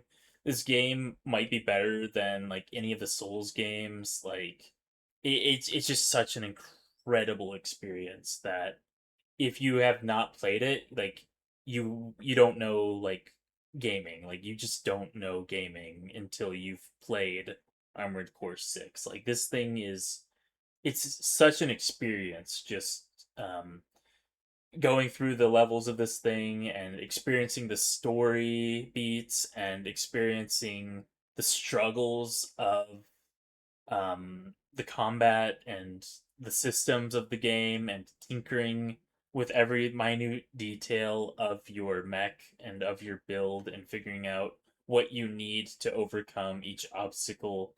um it's just such a uh fun experience, and on top of that they have taken cues from the combat of the Souls games and sped things up to 11 in terms of like uh from the older Armored Core games, and it has a lot of like sort of like a dance that you do with some of these boss enemies that you encounter in this game.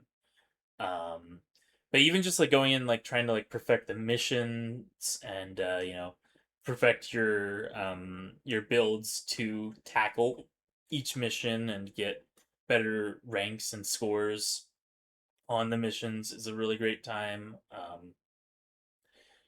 Yeah, it's just such a fun game with such a variety of customization to choose from. And it's just such a polished game with this. It's probably From Software's best story.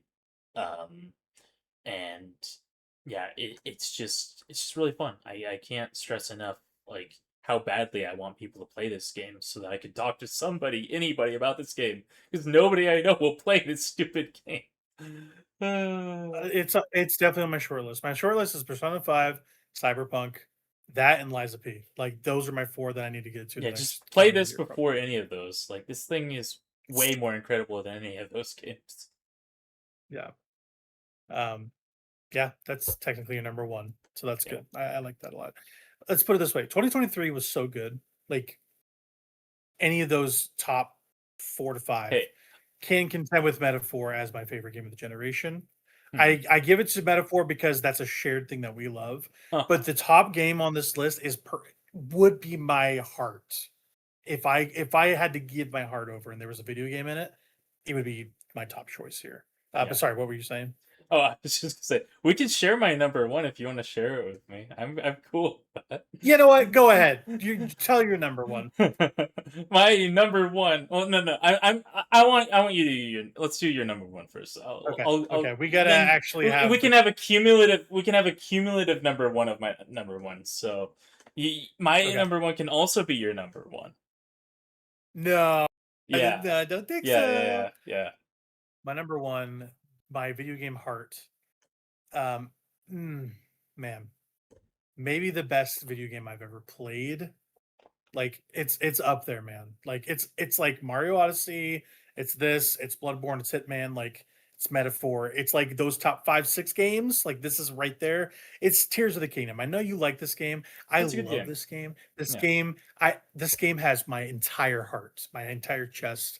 I felt so many things playing it. I was a new father, the whole thing. I would wake up at 3 in the morning for feedings and changings, and I would be playing this game and watching My Hero Academia. It was actual bliss. Like I didn't even My care that I Hero's a good was show. 2 or 3 hours of sleep. Like I didn't even care that I was running low on sleep. I knew it that when I got up at night, I got to play Tears of the Kingdom and watch My Hero Academia. Like it was an amazing time in my life.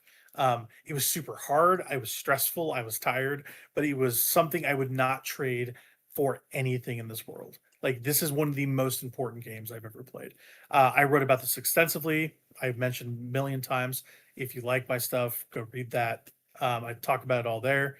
It's my most personal piece for sure. But like, that game changed the way I think about Zelda and video games and what it means to be a person in a time with something that you basically like a piece of media that helps you cope with your situation. Like, this is a translation layer for me. It is almost more than a video game. It was a lifestyle for a long time, and I just absolutely devoured it, every piece of it. Um, it was the only game I played for a good 3 months, and I just adore every single piece of Tears of the Kingdom. I think Breath of the Wild is a great game, and I like it a lot. Tears of the Kingdom is that all that a bag of chips, a sandwich, and a freaking I don't know Slurpee. Like, I think that game is so much better in so many ways. Also, the story, I will push back on you, is actually great. Personally, I think this.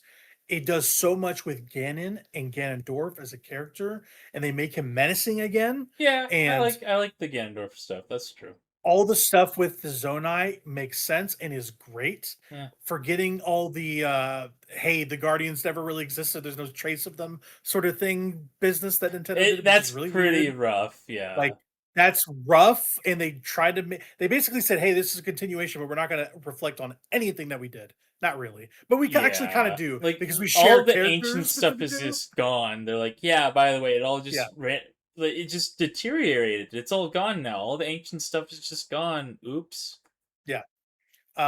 Spoilers: the entire thing with Zelda making her the dragon through time Hmm. is so resonant for me, and the echoing bookends of Link and Zelda finding a sealed Ganondorf, Zelda falling, Link missing to catch her, and then they reflect back on that again when she changes back from a dragon and he's falling and she catches him.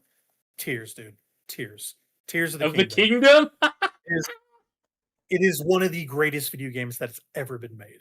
Best Zelda game, better than Mario Odyssey. It is fucking fantastic. I It's love probably it. better than Mario Odyssey. I'd give you that. It is. It is. Mario Odyssey also has my heart. That is maybe the most fun video game I've ever played. Let's not get it twisted. But the greatest game I've played is probably Tears of the Kingdom in terms of its entire makeup. It is so good. No, I yeah. adore that game so Yeah. much. Like, I don't think it could name it my favorite game ever, but it's in contention. It's in contention. It's probably better than Hitman. It's probably better than Bloodborne. Like, I shrug because it probably is. So that's my number one. Best game of 2023. Bloodborne is And that's good, maybe though. my favorite year. Bloodborne is very good. That's very It's good. a But really good Bloodborne has game. problems. Bloodborne has problems. Bloodborne Yeah. has problems. Yeah. But I don't think Tears of the Kingdom does, personally. I don't. I really think it's a blemishless game. Same for Mario Odyssey. That's how high I think of that game. What's your number one, Noah? You are such a kidder. I love that you're doing this bit, by the way. Please continue to do this. It's too good. My Just absolute tripe at the top of this list. my precious Gollum. Yeah, it's Gollum. This It's man, Gollum. Gollum. We love Gollum. this man put his whole ass on the line in 2026 to tell us that 2023 had Gollum on a list. Insane. Oh my gosh. This game was so Maidenless. incredible. So Maidenless incredible. behavior. Like, oh my gosh. What was the thought process behind making a stealth action game with stupid Gollum as the freaking stupid little Smeagol as the freaking That's so funny. protagonist? Like, oh my gosh. Okay, I have not played this game, but I've seen a lot of gameplay of this thing, and I know that it looks really rough. I've watched like hour-long documentary analysis type things on this game. So I know like all of the content of this thing. And I also know that there's basically nothing there. Like, there's some interesting things that they do with the game, but it's just one of those games that it's a drifting game. This game is the industry stick drift. Like, that's what this thing is, and that's why I kind of wanted to highlight this thing, because it's what we like to do on the Stick Drift Show. That's so And awesome. That's so awesome. Yeah, it's so funny that this thing exists, but man, is it rough on that studio. They I think they really did pour their hearts into this thing, but it just did not come together. And I think it was just at a conceptual level, just it didn't make sense. Like there's a lot of you can do. There's a lot you can do with Lord of the Rings. There is. There's a lot you can do with that world, but like character stealth action game with Smeagol, it's just not a great thing to do with that IP. Like he's got like the bird and like it's interesting his dynamic with like the little bird.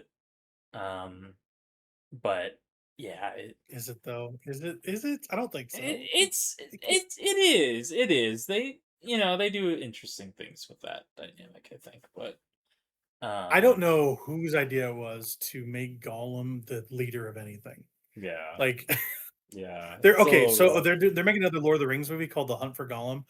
Making him the central character is just not No, the way to go. that's a But terrible. Why do they keep doing this? They did that with like the like. Okay, they're doing this with the freaking like Magic the Gathering Hobbit set too. Like they're pushing like Smeagol as like this freaking like mascot character. It's like nobody wants him as their mascot. Like he's this demented, twisted hobbit. Like spoilers for Lord of the yeah. Rings, by the way. Uh A 70 to 80-year-old franchise. Yeah. It's like when we were talking about the Odyssey, like spoiling the Odyssey is yeah, such a funny yeah, idea. Yeah. yeah. So funny. Oh, by the way, the Odyssey, maybe the oldest epic of all time. Yeah, exactly. Spoilers, yeah, Exactly. yeah. So But funny.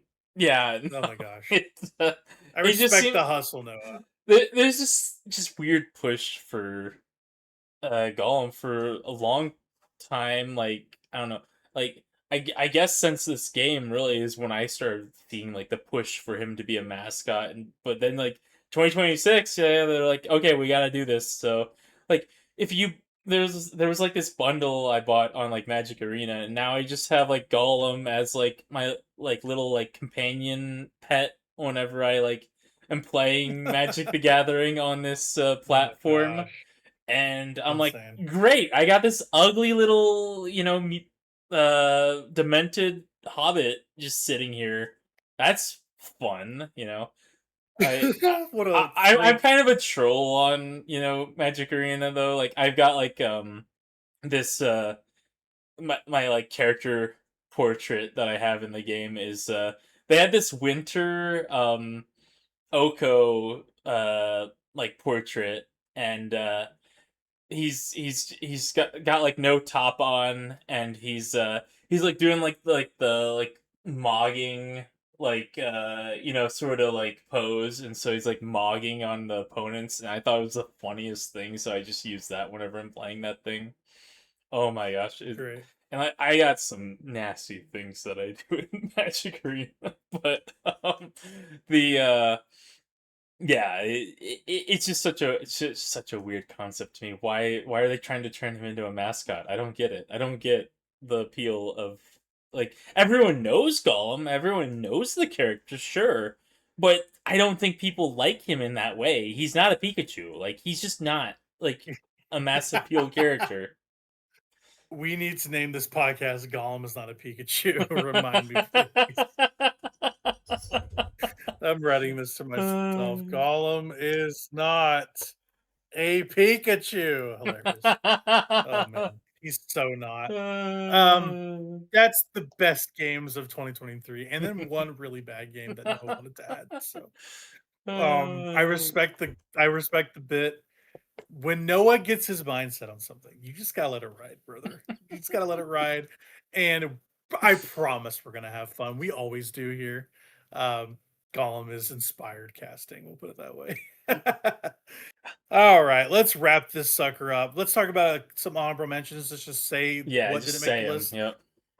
Final Fantasy 16, Hi-Fi Rush, Humanity, Metroid Prime Remastered, Jusant, which is a climbing game like Karen, Gunbrella, Power Wash Simulator, Hogwarts Legacy, Starfield, that was a dishonorable mention, Yeah. and Batten Kaitos 1 and 2 Remastered. What are your honorables? Yeah, I gotta get around to 16. I gotta get around to Hogwarts Legacy. I own both of those, and I don't Yeah, own the Batten Kaitos remasters, but I own they're good. I have them installed on my Wii, so I need to Yeah, check them yeah, out. they're good. There's something I've always wanted to check out because I do love the GameCube. So, um, Yeah, but those would be ones. yeah, my honorables are Metroid Prime Remastered, IB Remaster, which IB is like a RPG Maker game that I love. Uh, Final Fantasy Pixel Remasters. First time that the original Final Fantasy 3 was available in Right, the West, so right. that's cool. Exactly. Fire Emblem Engage is dishonorable mention. This thing has a lot of problems. Pikmin 1 and 2 re-releases, or the I guess kind of remasters, not really though, on the Switch. Overwatch 2 dishonorable mention. That's a rough game. It's not Overwatch 2 anymore is the weird part. Time is so weird. It is weird. uh, Let's just forget the whole 2 of it and just make it Overwatch yeah, again. because they Come on. don't want people bringing up the fact that they failed to give people the single player campaign that they promised everyone who bought that thing. And then they're like, Insane. "Oh, What an oops, insane. sorry, we're not going to give you the campaign mode because we suck here at Wizards. We suck, fat cock." So, or And not listen, Wizards, hey, Blizzard, it whatever. worked, by the way. This worked. Like, Overwatch is actually good now. And also, they're Xbox's highest performing studio, Blizzard, Yeah, because of the success of Overwatch and Diablo, yeah, which it's worked. So kudos yeah. to them, I guess. It's a good game now. So It's a good game, but the scars will never heal of them just saying they were gonna do this campaign and then just being like, "Nope, sorry, we're not gonna do it anymore." Sucks to yeah, I suck. was really bummed about that. Yeah, Yeah, exactly. But by the way, they have a new hero in there I need to check out. But yeah, yeah, they got like the Demon or whatever hero. Demon. Yeah.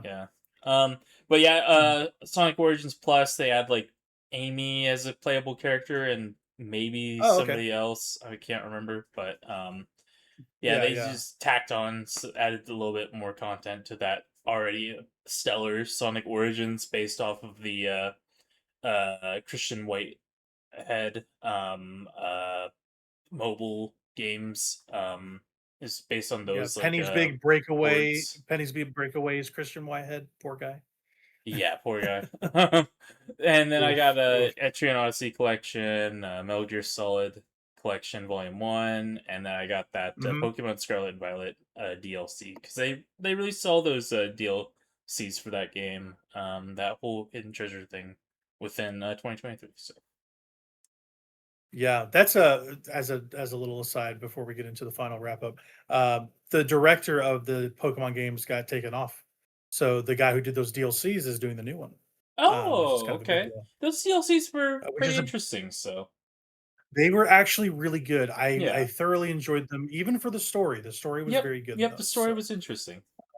I liked the yeah, so here's tie-ins the with Unova to on the like the Blueberry yeah, Academy, because that's yep, probably the same. closest Mhm. that Game Freak's ever gonna go to Unova anytime soon because they don't like to Maybe. admit that Yeah. that's their best region. So Kanto sucks. Yeah. Unova mogs on Kanto. So Mhm. Um, but yeah, there you go. There's 2023 in a nutshell for you. Noah, talk about anime slop to wrap us up. What do you got? let's see. I don't even think I have anything that I haven't already talked about on here. So I'll just say, go watch freaking Exiled Heavy Knight knows how to game the system. That thing's awesome. The I hear haters that is good. Yeah. are stupid. Well, good. I'm glad that people are catching it up on that. Because last time I looked at the score, it was pretty low. It says 67 right now. I think it deserves to be higher. It's I've heard good just things about it. people don't understand that. The people who are rating that low, it's a thing that's like it's an eminence and shadow type thing to where you're not supposed to take everything literally and seriously that happens in it. it's supposed to be pretty stupid and you know, kind of deadpan type of humor. But yeah, so that's pretty fun. And yeah, I mean, watch freaking Mushoku Tensei. That thing is incredible. Even if you don't like Yeah, the protagonist, everything else about that thing's incredible. So, uh, yeah, cool. There's your there's your anime slop. I like it. I need to watch Mushoku Tensei for sure. yeah. Quick little bits from me. Silo season 3 still remains good. Also, I forgot to put on here. Ted Lasso season 4 is back. That's a great show. They actually justify him coming back to coach a women's team for soccer here, and it's actually really good. They do some like the show takes place primarily in Britain because he's a soccer coach from Kansas. So in this one, they're trying to recruit him back for this women's team. This coach Ted Lasso, and they go do like Kansas barbecue and stuff, and that's fun. We got a lot of kick out of that here in Kansas. We were watching Boardwalk Empire season 1. We needed a new prestige show to watch. The new Green Lantern show is coming out on Sunday, so we'll watch that. But Oh, fun. this is our big prestige HBO Max show we're watching. Also watching football stuff, Hard Knocks, Seahawks, and then football preseason stuff because the season's starting up here pretty soon. I'm getting Yep. ready for my fantasy leagues and all that. And then yeah, X-Men. We watched X-Men tonight, the original OG, X-Men. nice. Yeah. Fun, I fun. think the last time I watched that movie was with you, Noah. Probably, yeah. I love that thing. Um, I own that thing on VHS. yeah, yeah, Yeah, that's a great movie. That's a yep, really good movie. It's held up remarkably well, honestly. yeah. Um, yeah, I like that movie a lot. Making every human a mutant is inspired. That's very funny. Like the whole big master plan of his, I'm like, this is kind of stupid, but whatever, It's really interesting though. I was getting very X-Men 3 vibes from Brand New Day. I won't go into like spoiler Uh, territory or anything like that, but there was I can see what you mean by some that. interesting stuff that was happening that was like, oh, this is very X-Men 3 coded. So, yeah. Yeah, we'll chat about that here in just a second. But honestly, yeah, we're already here. So yeah, Spidey, we both saw the new one. Um, I don't have anything else to add besides that. But yeah, what did you think of Brand New Day before we kind of wrap up the rest of it? Yeah, I thought it was good. It wasn't as bombastic as the last Spider-Man. It was more of a a wind down from the highs of that last one. But it resolves a lot of Yeah, things that happened in that last one very well. I think it does a good yeah. job of introducing some new characters as well, and I love the Punisher's inclusion in here. The interactions between Peter and Frank are really inspired. So Oh, really good. Whenever they're fighting the Hulk and he realizes he's out of his depth is very funny. it's He's so like, "Are you awesome. cut out for this, Frank?" And he's like, "Maybe not." Maybe not. It's really good. It's so good. It's so He's just good. like, "I'm just a dude with a gun," sort of thing. Like he really gets his head around it. Yeah, it's so But much he fun. he goes in so gung ho though. He's just like, "Wait, these guns aren't working." Yeah. That's really good. I also like whenever he doesn't like something Spider-Man says, he just goes, "Bah, Nah. bah." He just grumbles. So New He just York. grumbles. He's such a New Uh, Yorker. See, that's what I like about it. Like they don't do the whole like cameo fart fest. They go like, "Hey, no. These characters exist in New York. They're part of this story because they're in New York and Spider-Man needs their help." And so they just pop up like Hulk pops up, he pops up. Yep. Like all this stuff makes sense. It makes Yep. sense. Don't just cram it and say like, "Oh, look at that." Do the Leo meme. We don't need it. Like just make it make sense. We don't need cameo fest. Yeah. We don't need it. That's what the Avengers movies are for. Yep. Yeah, I think this movie is not as bombastic as the first one Yeah. or the last one, I should say. Um, but it's like a character study. Like Peter's going through it, man. Like he's Mm-hmm. alone. He's going through Spider-Man puberty, let's call it, and Mm-hmm. They did very it. Spider-Man 2, honestly. Yeah, Yeah, they did it very well this time. Last time was a little rough with. I think it's more like Spider-Man 3 maybe, but yeah, the Spider-Man 3 it's stuff was it's kind of a mix. It's kind of a yeah, it's mix. definitely a mix. Yep. Spider-Man 2, he kind of just gets little he gets like the jitters and he has like Yeah. Spider-Man impotency, which is kind of Yep. fun. He's like, Yep. I can't shoot. So he has to like, I gotta take the bus and gotta wear my glasses. Like, there's a little bit of that in here too. Yeah. Um, yeah, I really like. They basically like level up Spider-Man here, and like not trying to like spoil, but he gets a They level up. do. You're like, oh Yeah, wow, it's really okay. cool. Yep. It's It's really like, cool what okay, so happens. they're like prepping him for some more stuff here. Like, Mhm. it's weird to see an Well, established character get more powerful and have it be innate to themselves. You know what I mean? spoilers, Spider-Man's gonna be in that new Avengers movie. Like, there's just no way he's Is not that gonna true? be in that new Avengers movie. Okay, I've heard spoilers that Tobey Maguire will be, but I don't know if Holland will That'd be. be I have no idea. crazy. I don't know That'd be anything about that crazy. movie. So yeah, yeah. Best I'm just Spider-Man. saying. I've heard. Oh yeah. Oh yeah. Oh, I think you're going to be disappointed about what they're going to do with them in Avengers because a fun fact, I think Doom's going to show up and murder everybody and they're going to yeah. establish him as the guy that's going to screen clear. Yeah. And then they're going to bring all the, hey, the little baby X-Men's are coming. Like that's what they're going to do. Yeah. He's the reset that they're Yeah, going to that's what reset with. I've heard too. That's what So, I've heard too. Yep. Yep, the little baby yeah. X-Men's are And I'm gonna just come. Yep. kind of bracing for Tobey Maguire's New York getting glassed. That's probably what's going to happen. Mary Jane is going to get absolutely pulverized by Doom's science beam or whatever, and yeah, it's gonna suck. Science Everyone's beam. going to be. Get science beamed, nerd. He would say that. He's petty like that. Doom is Yeah. petty like that. Let's be. Yeah. Oh my gosh. Anyway, we've had fun here. This is a good one of these. I'm happy with it. We talked about some old video games. That's been fun. And yeah, we'll do it again. We'll do it again at some point. Next podcast, I'll have some thoughts on the Star Wars Zero Company, which is the XCOM like that's coming out. Very, very excited about that game. And also, Metal Gear Solid 4 will be on current gen things. That's exciting. You'll be able to play it on PC, Yeah. and I will be playing it on PS5. And that is extremely exciting because I love Metal Gear Solid 4. I played through like half of it this year on PS3, and I'm like, Yeah. I can't do this anymore. Is it really It's that rough. bad? Oh, It's okay. not good. It Okay. ran at like 10 to 15 frames a second, which is it's like how I felt playing GTA 4. It ran like Dookie on an Xbox 360, but it's a testament to how good that game was that I'm like, I just got to keep playing it. Similar thing for Metal Gear Solid 4. I'm very happy to be playing it on something that can run it well. So that's what I'll be checking out next time. I don't know what other stuff's coming out for you, maybe, but I will be checking out those. That'll be fun. Yeah, thanks for hanging out, y'all. We love you guys. Get science beam, nerd. That's right. That's right. I had to write We're that calling. quote down. Maybe we'll make that the podcast title. I don't know. All right. I think that was Thanks. probably better. All right. Thanks. Love you. Bye. Bye. Gollum is not a Pikachu. That's right.